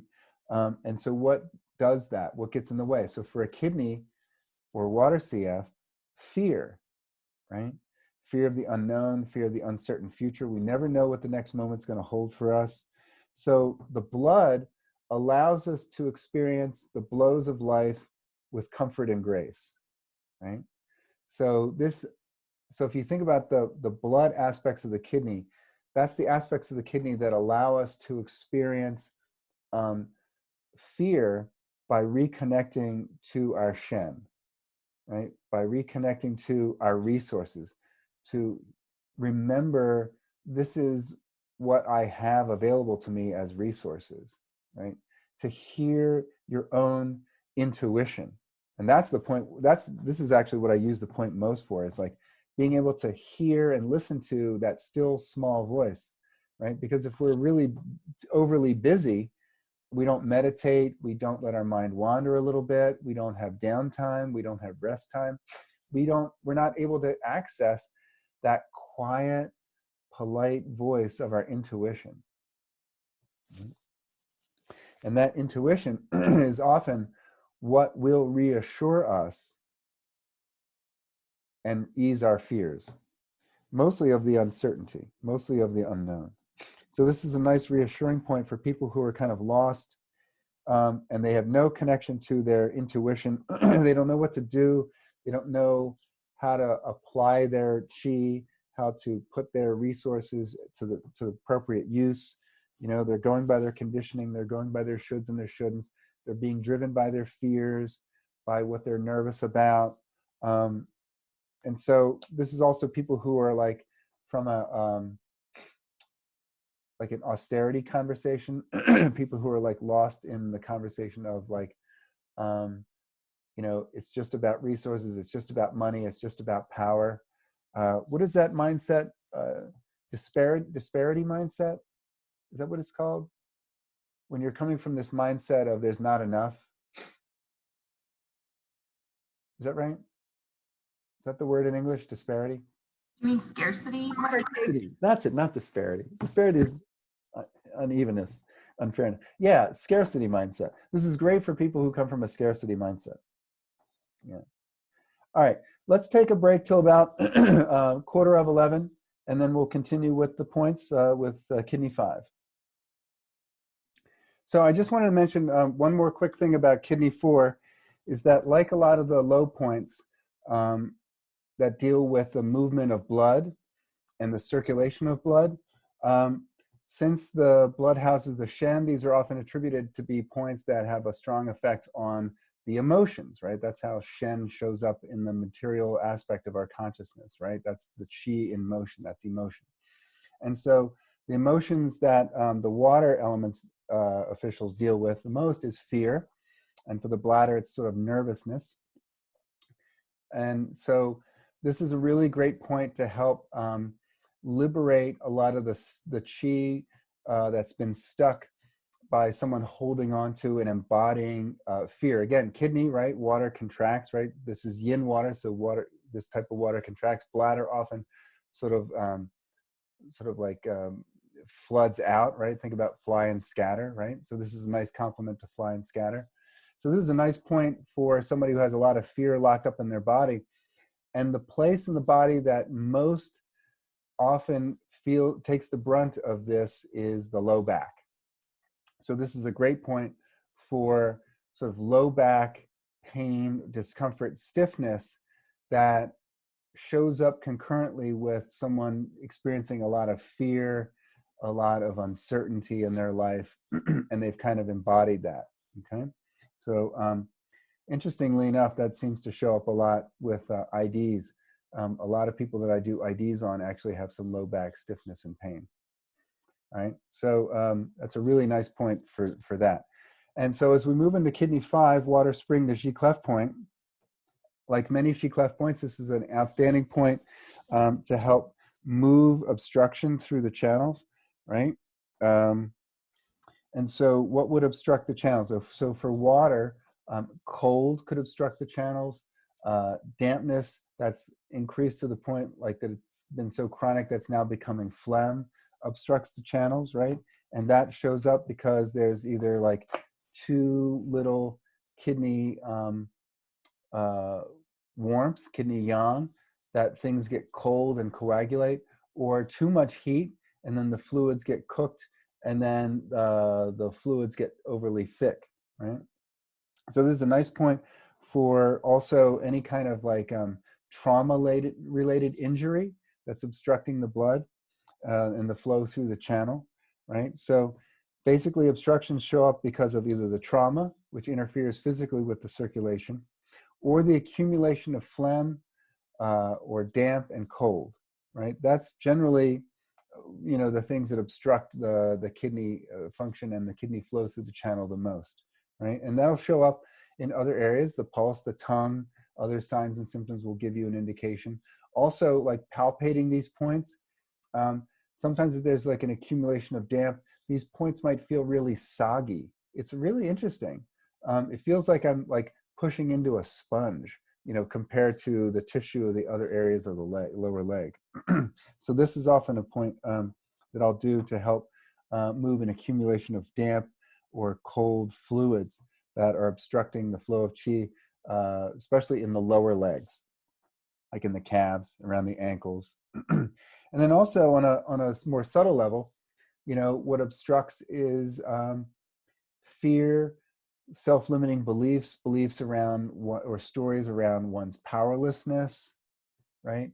Victimhood, that they don't have the strength or the perseverance or the capacity to continue to be successful.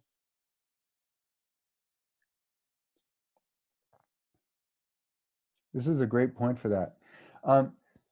Kidney 3 through 5, you'll learn more about the details of it, but for now, just hear me when I say the area between kidney 3 and 5, and on the outside of the ankle between bladder 59 and say, bladder 61, that lower part of the ankle, just above and below the malleolus, that images the low back.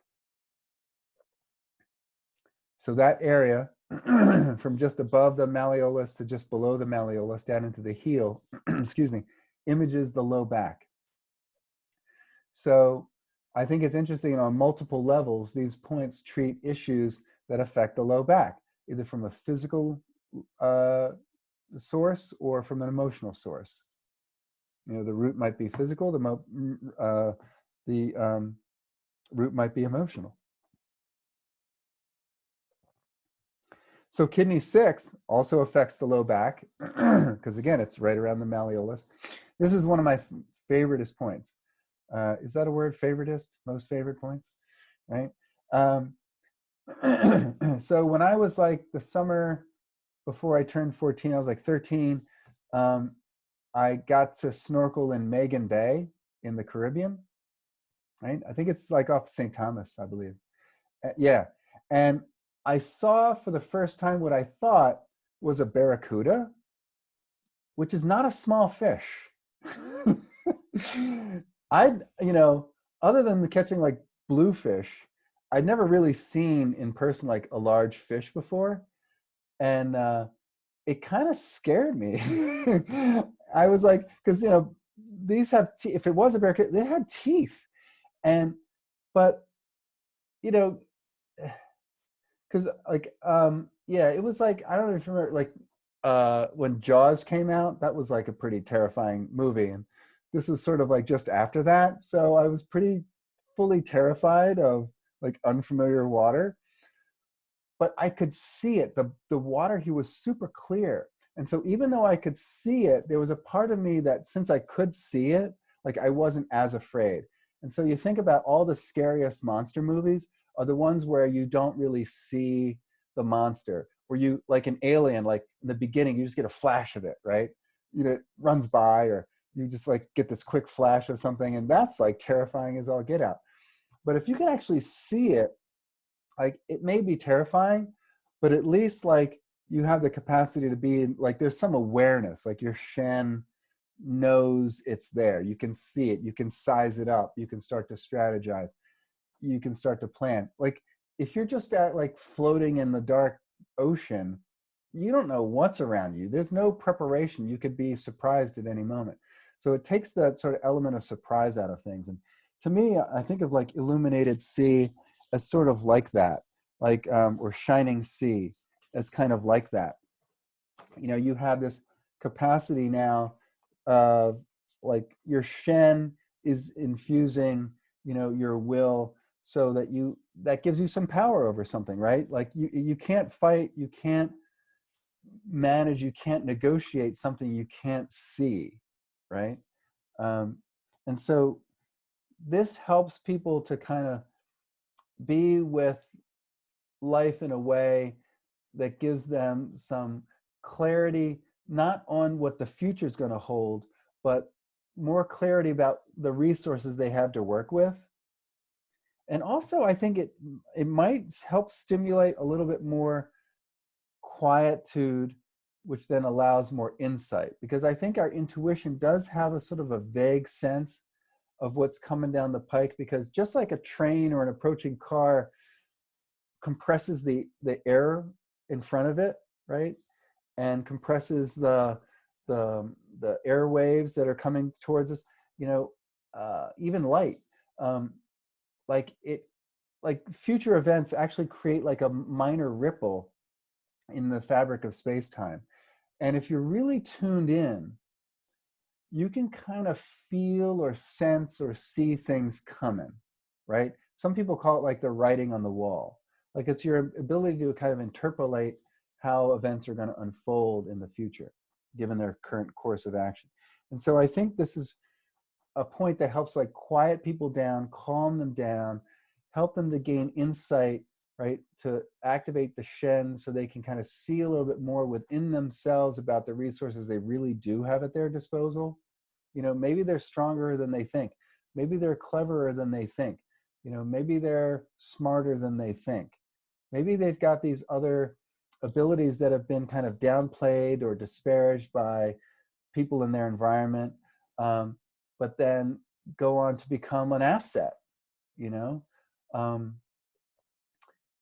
like think about like this one patient that's like very curious, was always like asking a lot of questions, and their parents were like, you're kind of being a pain in the ass.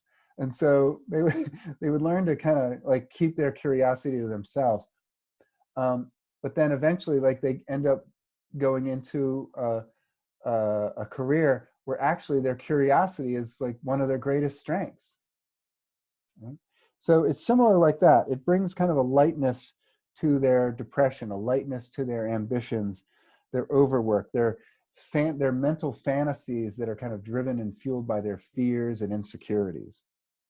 So this is really nice to bring some lightness to their blind ambitions, their overwork, their fear fantasies, their insecurities. It really is very calm and soothing. And it's interesting enough, it's for deficiency night sweating, which is nice, right? It helps to nourish and supplement the fluids, right? It also clears heat. It's said to clear heat from the throat, right? And if you think about it, where the foot is like the head and the neck is like, and the neck and the throat is kind of like this area around the malleolus. This is right at the base of that. So this is like heat, affecting the base of the throat. Like maybe like someone's got a lot of heat internally, and that's starting to rise up into the throat, right? So sore throats, heat in the throat, mucus obstructing the throat. Yeah, it's just such a nice point to calm people down, give them some, like, help them to relax and settle in. This is like how the heart and the kidney work together. Is like, if you can be more aware of the present moment, like what's really there and not what you're fantasizing is there, what you fear is there or fear is about to come, when you kind of settle into the present moment, like then you can really utilize your resources. And that, so we have to kind of calm ourselves down. And, I remember Bob Duggan used to say the only difference between fear and excitement is breath, right? Fear, you're holding your breath. Excitement, you're breathing, you're alive, you're vital, right? And you think about that kidney lung combination, right? Especially with kidney 5 and kidney 4, especially kidney 4, kidney 4 really helps that relationship between the lungs, the breathing, and the kidneys and the fluids. So this is a really nice point for, JR called it the joyous sleep point, which I think is, again, it just like helps to calm us down, to reinfuse that sense of, you're in this like wonderful, cool body of water that's calm and clear and refreshing and rejuvenating. And you can kind of see all the way to the bottom. So like nothing's going to surprise you. Nothing's going to jump out and terrify you or eat you. Yeah. I just love that point. Interestingly enough, it's a point that also, again, remember 3, 4, 5, deal with the low back. The area around just below the malleolus images the sacrum. So this is really good for sacral pain. All right, kidney 7, returning current. Such an awesome point. So awesome. Returning current, also known by Deadman as returning current. This is the Jing River point. It's the metal point. This is an outstanding point. Again, metal is cool by nature and it tonifies the water, so it's very cooling. So as such, it's really good for a lot of damp heat that's been sort of accumulating in the lower burner, right? This is where the meridian comes back up to return back to its regular trajectory back up the leg, right? This has a lot to do with helping the kidney regulate fluids along with the lungs to regulate fluids. So this is a nice point for edema, swellings of the limbs, the flow of the smooth flow of urination, right? Also the fluids that deal with cooling the exterior of the body. So this helps to regulate sweating appropriately. And again, you know, metal sedates earth, right? So the infusion of metal here implies like a certain ability to deal with the fluids in a way that helps to dispel or resolve dampness, right? So this is a really nice point to do to resolve dampness. And I think the mechanism for doing that is it's very tonifying to the kidney yang. This is well known, classically indicated as a great point to tonify the kidney yang, right? The more yang aspects of the water, which is about flow, regulation, right? Getting things done, right? And so what happens is, you know, keeping things moving and percolating, right? Like it's like the bubbler that you infuse around your boat, right? The air, right? Metal, lungs, air, right? That infusion of air that keeps the water moving and flowing, keeps it from stagnating, keeps it from freezing, keeps damp from accumulating, right? And so this is really great point for helping to tonify kidney yang, to help enhance the fires of the kidney, like the warmth that's generated by the kidney, to keep things flowing and moving and operating. So fluids don't stagnate and become damp phlegm, damp cold. I think of this on another level as like the prodigal son or prodigal daughter point. So for those of you who are not familiar with the story, very briefly, you know, 2 sons are raised by these parents. One stays home and is dutiful and does all the right things and helps out with the family, right? And then one son goes off and blows all his money and gambles, and it's wine, women, and song, and he just kind of, you know, goes astray, as it were, right? And he kind of like goes off the family trajectory and, you know, wastes his money, wastes his time, wastes his resources, is broke, desperate, comes back home, repents, pledges his loyalty, and then so the parents go out of their way to, you know, kill those, you know, to sacrifice the fatted calf, right? To give them, like, to make, you know, to have a feast, right? To give him the best of everything, like to have this huge celebration. In a way, that's sort of like all of us, whether we, you know, fall off the wagon and relapse and go back to drinking, and then we lose ourselves again and then return to try and get back on the wagon, right? To get back into the 12-step programs, or we fall off our diet, you know, we like lose it, especially in the wintertime when we should not be dieting. All of our feast days are in the winter, right? I mean, because that's the time to store. I mean, there are no feast days in June. Right? We don't need to store in June. We need to move and burn up our energy in June, right? I mean, that's when all the sunlight is, right? But in the wintertime, you got to store because they didn't have refrigerators back then, right? They just had salt, interestingly enough, right? Salty is the flavor of water. Why is that? Salt is a preservative, right? So, you know, we repent and return to our original, you know, ambitions, which was to achieve a certain goal, to maintain a certain diet, to maintain a certain exercise regime, or what have you, right? We fall off the wagon, and but with kidney 6, oh, we like, there's the light goes back on. We can see again. Oh, right, it illuminates, right, like my purpose, right? It illuminates my my ambitions, right? Oh, right, yes, that's what I'm about. That's what's important to me, right?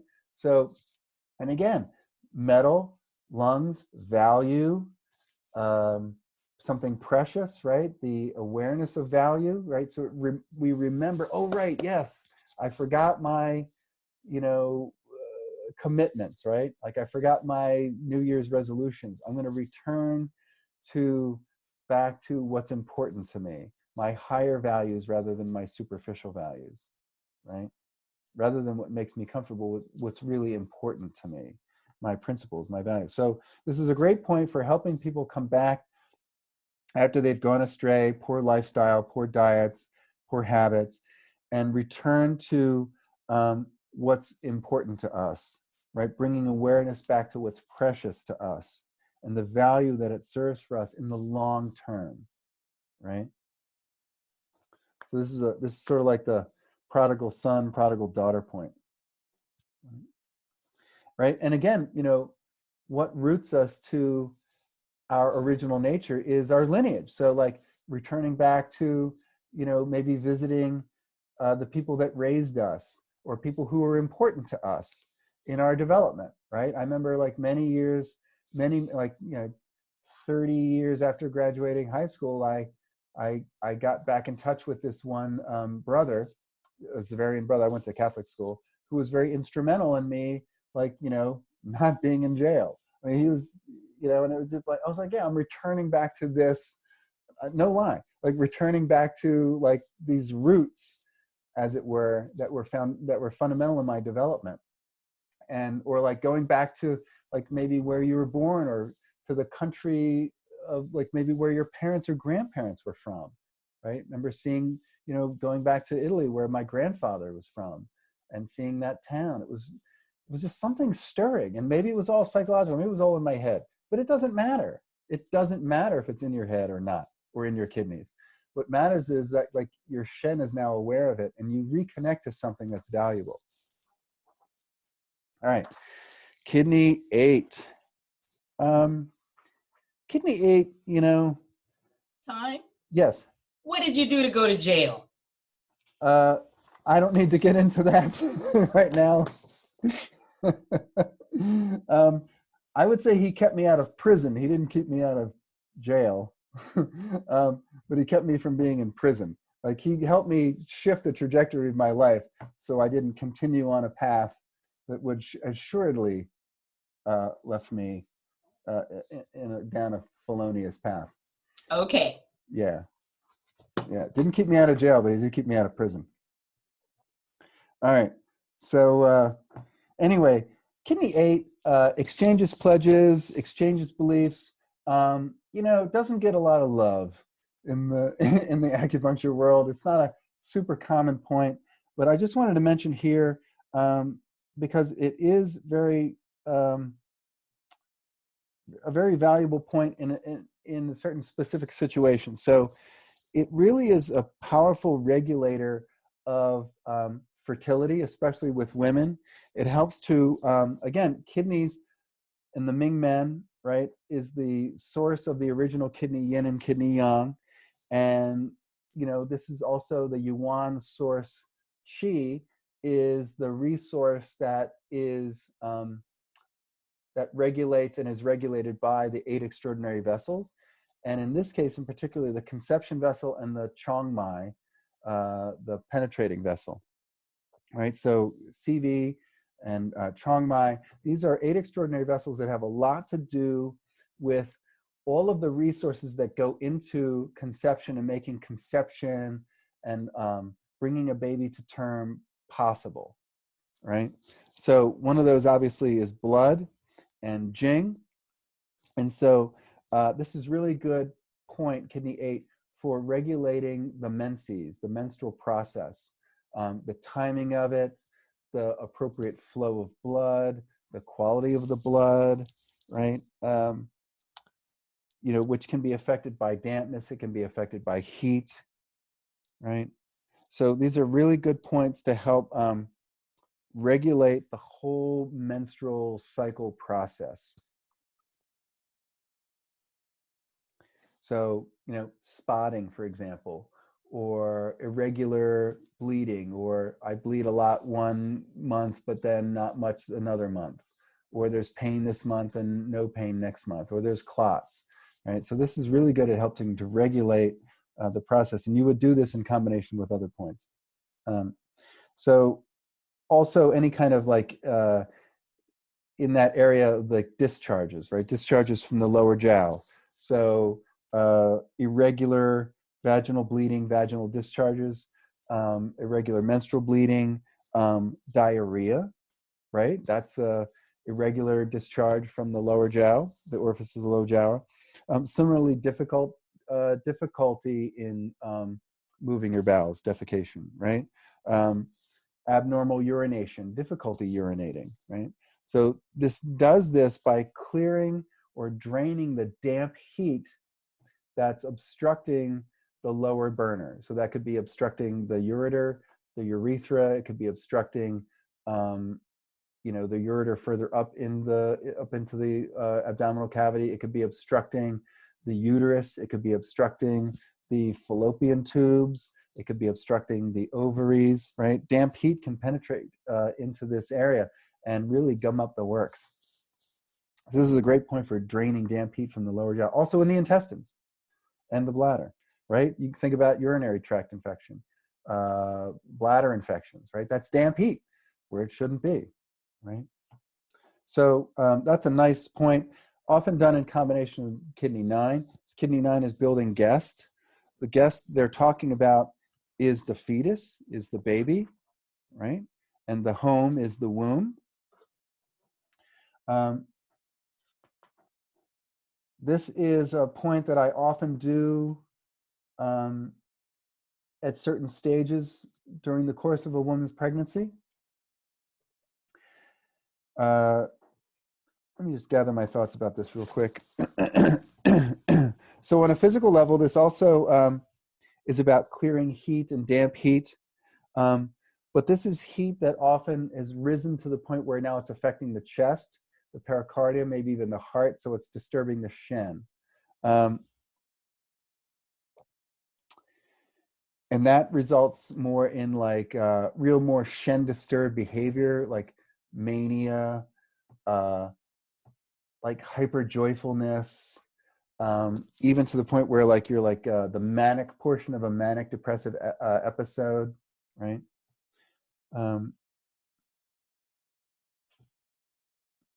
And it's said to help clear like any heat or damp heat that's obstructing the ovaries, obstructing the uterus, that's affecting the fluids lining the uterus, right? So it helps to prepare the house, right, or the host for the guest, which is the fetus, right, which is the conceived child and the growing of this baby.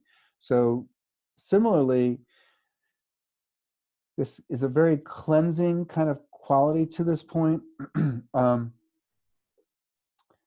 For me, it's like helping us kind of get things in order. So, you know, maybe you're about to embark on some kind of project, or you're in the middle of a project, right? You've returned to the project. You kind of got astray. You went astray. You got a little bit distracted. Now you're back on the path of your project. Maybe like your education, you know, maybe like one trimester, you know, your head's a little bit in the clouds, or you're distracted by something, right? But then something happens to like kind of wake you up, a kidney 6 moment, right? You're illuminated, re-illuminated, I would say. And then you're kind of like back on track. And now you're applying your efforts to kind of like get things in order. Like this is now a place to do this in a really restful way, in a calm way, like, and to kind of relax into the experience. It has kind of almost an earthy quality, but it's really about nourishment and clearing out the dampness and obstructions. Like, and think about dampness on a mental level as like, you know, you kind of get stuck on a train of thought or obsessive thinking, right? You're just kind of going round and around. You get a little bit like quasi obsessed with some kind of inner story that creates difficulty and a lack of ease in your body, maybe some kind of obstruction or obstacle in your path. And so this helps you to kind of relax and stop working so hard and to just settle down and just be present with what's happening. And it's like a very restful point. It's really good for people who are very fatigued, because the fires of their mind have been like agitating them so much. So they just kind of like get caught up in the busyness of everything. And that leads me to kidney 10. Kidney 10 is such a magnificent point. Yin Valley, such a great point. Probably underutilized. So on a physical level, it's really good for moving qi through the knee, right? It's also a very tonifying point. It's the water point. It's the Harari point. It's the Hasi point. This is a point that you can do in conjunction with other points for weakness in the knees from kidney deficiency, right? That's how kidney yin deficiency often shows up, is weakness in the knees, or even pain in the knees. That's worse with cold. Pain or weakness of the low back, again, right? The foot is like the head, and then the ankle is like the neck, and then the shin and calf is like the upper jowl, and then the knee here, like the elbow, is the waist area, right? So kidney 10, bladder 40, also 54 in the Worsley system. These are at the knee. So these are points that you can use to image and treat for lumbar pain, lumbar stiffness. Again, what affects the water? Cold and cold damp. So this is good for clearing cold, especially when you moxa it. Or you can needle it deeply and then put moxa on the needle repeatedly, like 4 or 5 times, to bring the heat deeper into the joint. So for pain of the knee, a stiffness of the knee that's worse in the cold weather or cold rainy weather, that's cold and cold damp respectively, or for low back pain, low back stiffness, that's worse in the cold or cold rainy weather, that's cold or cold damp respectively. So this is also a nice point. Again, you know, what interferes with urination, either too much heat or too much cold, right? Too much heat dries up the fluids and makes things coagulate and makes them sticky, right? And get stuck. Or too much cold, right? Freezes things into place, inhibits smooth flow. So this is a great point for somebody who has a lot of difficulty upon urination. So, how do weakness manifest? So, is it something that, like, the person feels disconnection between upper leg and lower leg, and edema? No. I mean, it might feel weak, as in like it's hard to get up out of a chair. It's hard to go up and down stairs because it feels like your knees are going to buckle. It's hard to get out of bed. It's hard to walk for periods of time because it feels like your knees are going to buckle. Like it feels like your knees are going to give out. If you don't know what I'm talking about, then good for you. But for some of us, you know, you don't get much sleep. You've been like, you know, burning the candle at both ends. You walk down the stairs. It's like, ooh, I gotta be careful, right? Carol's nodding. She knows what I'm talking about, right? So is the bladder 54, kidney 10, that's for kind of often used for lumbar pain. Is there a knee combination that, like a weak knees, that you would kidney use 10, this with? bladder 40. Oh, for both, for either lumbar or knee. Got Yeah. Yep, very good. Yeah, because that's how like kidney deficiency can show up, right? Weak knees, stiff knees, painful knees. That's worse in the cold. It's worse in the cold, rainy weather. Weak, stiff, painful lower back. It's worse in the cold, rainy weather, right? Also as the hussy point, right? On a yin channel. Sure, I yawn when I'm hungry. I'm not bored. I yawn when I'm hungry. And so, you know, that's how that is. I just want to let you know, it's not you. It's not you, it's me.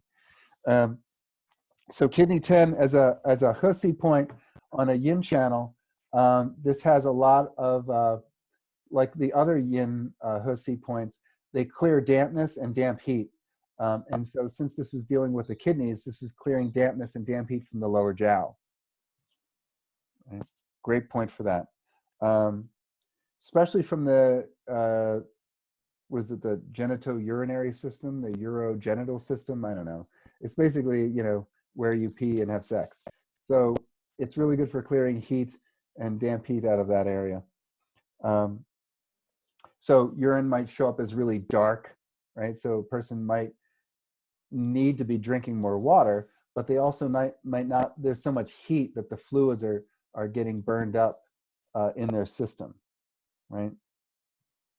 What else? Yeah, so as a hussy point on a mental emotional level, this is where the chi is said to plunge deep back into the interior. And so this is where we can, this can be a point to help facilitate introspection, right? Contemplating our death, contemplating where we came from, contemplating where our life is headed, right? Contemplating our ancestors, our parents, the people that raised us, right? People who had a lot of influence over us as a young age, right? This is a really good point for people if they stop to rest, they feel like they'll die. It's that ichthyophobia or ichthyothymia. I can't remember, ichthyology. I can't remember what it's called, but it's based on like from the root Latin word for shark. And it's basically like people who can't stop, like sharks, they just have to keep moving.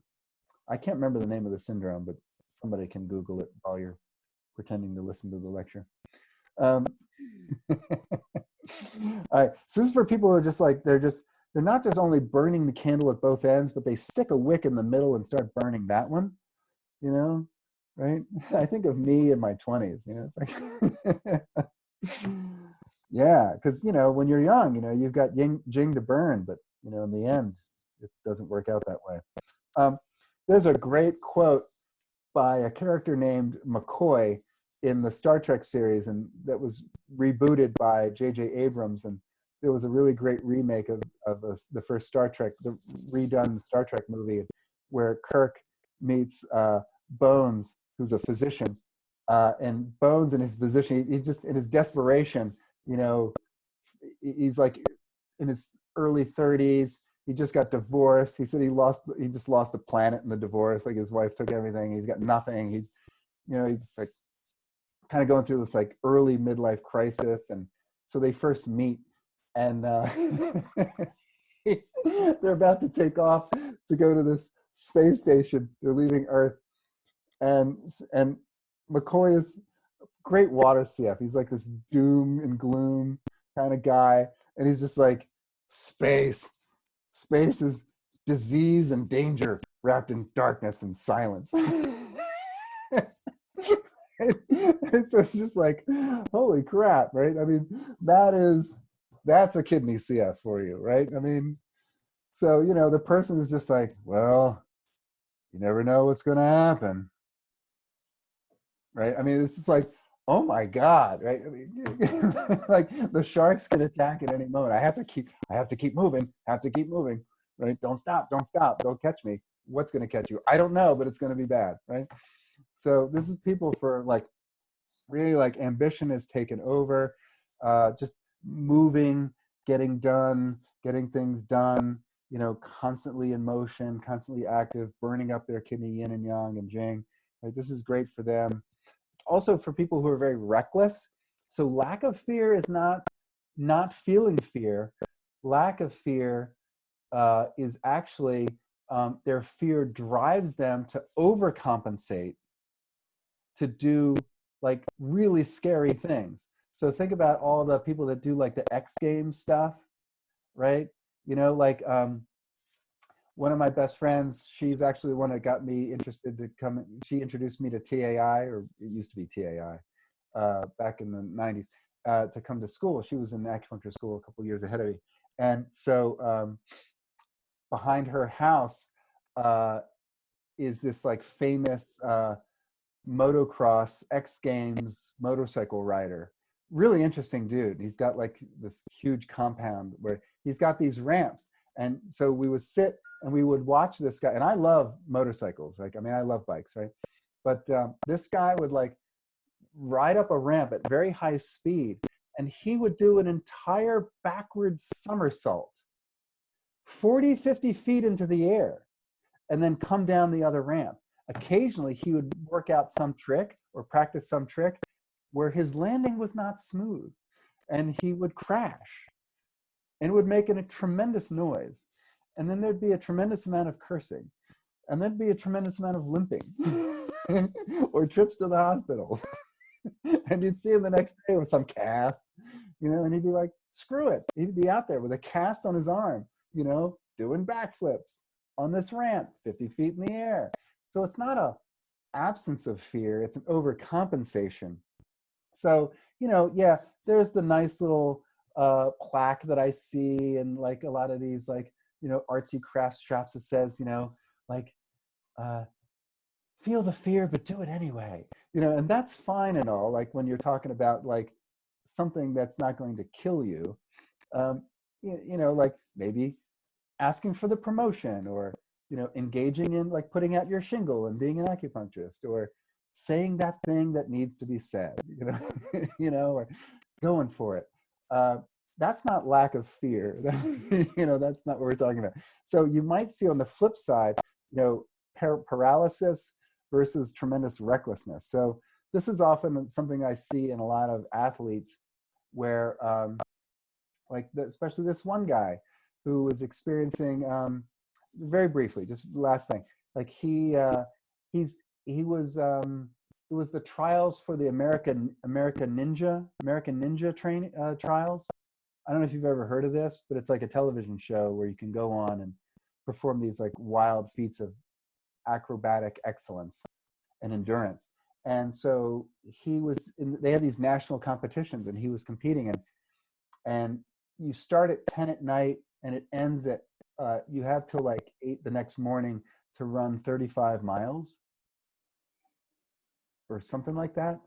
And you have to do it through the night, and it's like a little bit of an obstacle course. And so he said about 2 or 3 hours in, he tripped and fell and bashed his shin against a rock, and it was dark, and he could tell like it was bad, but he didn't want to really look at it. He wasn't ready for kidney 6 yet, right? So he blew past kidney 6 and got back on the course to kidney 7, and just ran roughshod through kidney 7, 8, 9 to 10, where he finished the race in profound pain. He said it actually, eventually something tripped, and you think about like the runner's high or endorphins. He said he actually finished, he was feeling almost euphoric. And then when he stopped to really like look at his leg, because he wouldn't even look down at his leg, he had a compound fracture of 2 bones in his leg and was running for like 15 miles on a broken leg. And he had busted up his knee, and it swelled up really bad, so there's edema. So kidney 10, good point for this dude. Right? But, you know, he summoned his will. But I would say, you know, let's summon a more appropriate will that's in harmony and resonance with our inner nature and our jing. So this also helps us to get out of paralyzation and paralysis and like get moving, to connect with, you know, to go inside, to look within as a hussy point, to see, yeah, these are actually the resources that I do have at my disposal to deal with the unknown, with whatever life sends me. And similarly, it helps me to kind of restrain this overabundance of ambition, to overcompensate in an egoic fashion, to overcompensate for my fear by, you know, going like crazy, like balls out, right? Ovaries out. Yeah. So this is a really nice point, also combined with like kidney 3 to like facilitate introspection, maybe even also a point on the chest, like kidney 22, like to kind of connect. That's an exit point to connect to the pericardium, to connect to like, what's my inner voice saying? Like, what's my heart really, like, what's its radiance guiding me towards? Right? So really nice point for that. All right. So any questions about any of those command points? I'm sorry I went so long. Okay, so I'm going to be doing some another video on the upper kidney points, actually a series of them, so they won't be so long. I'm trying to do the videos so they're about like 5 to 10 minutes each.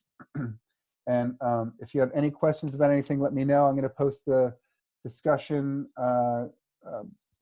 piece in the forum. I don't know, like I actually, real quickly, so I sometimes post like more than one discussion topic and then set it to open at a certain day and time.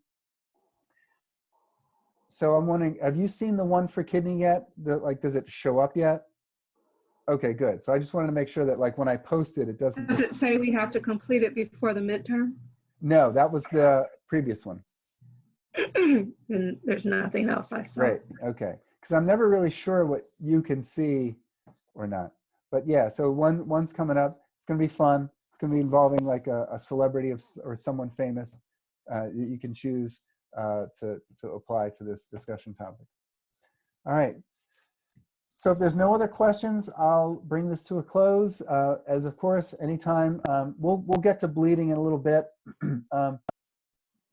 But if you want, I think I talk a little bit about bleeding in some of the videos on the YouTube channel. But just in summary, bleeding points, especially Jingwell points or the AEPs, are really to clear toxins from the blood level.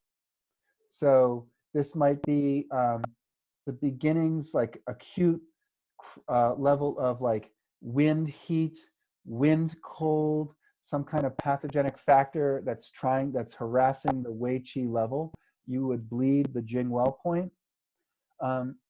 To stimulate that movement of blood and qi, to expel any kind of harassing pathogenic factors, climatic factors. It's also good to bleed the Jingwell points to clear out even a chronic level factor. You're going back to the Jingwells to clear a pathogenic factor that's been now at the level of the interior, right? Like maybe it's gone through your Wei Qi, now heat is settled into the throat or into the chest, or harassing the mind, right? Disturbing the Shen. You can bleed the Jingwell points to clear out pathogenic factors, both internal factors or external pathogenic factors. And especially internal pathogenic factors can be moved and helped to resolve or vented out by bleeding the low junction points, right? So intense paranoia, intense fear that's been festering for long periods of time, disturbing their Shen, disturbing their thinking, disturbing their emotions.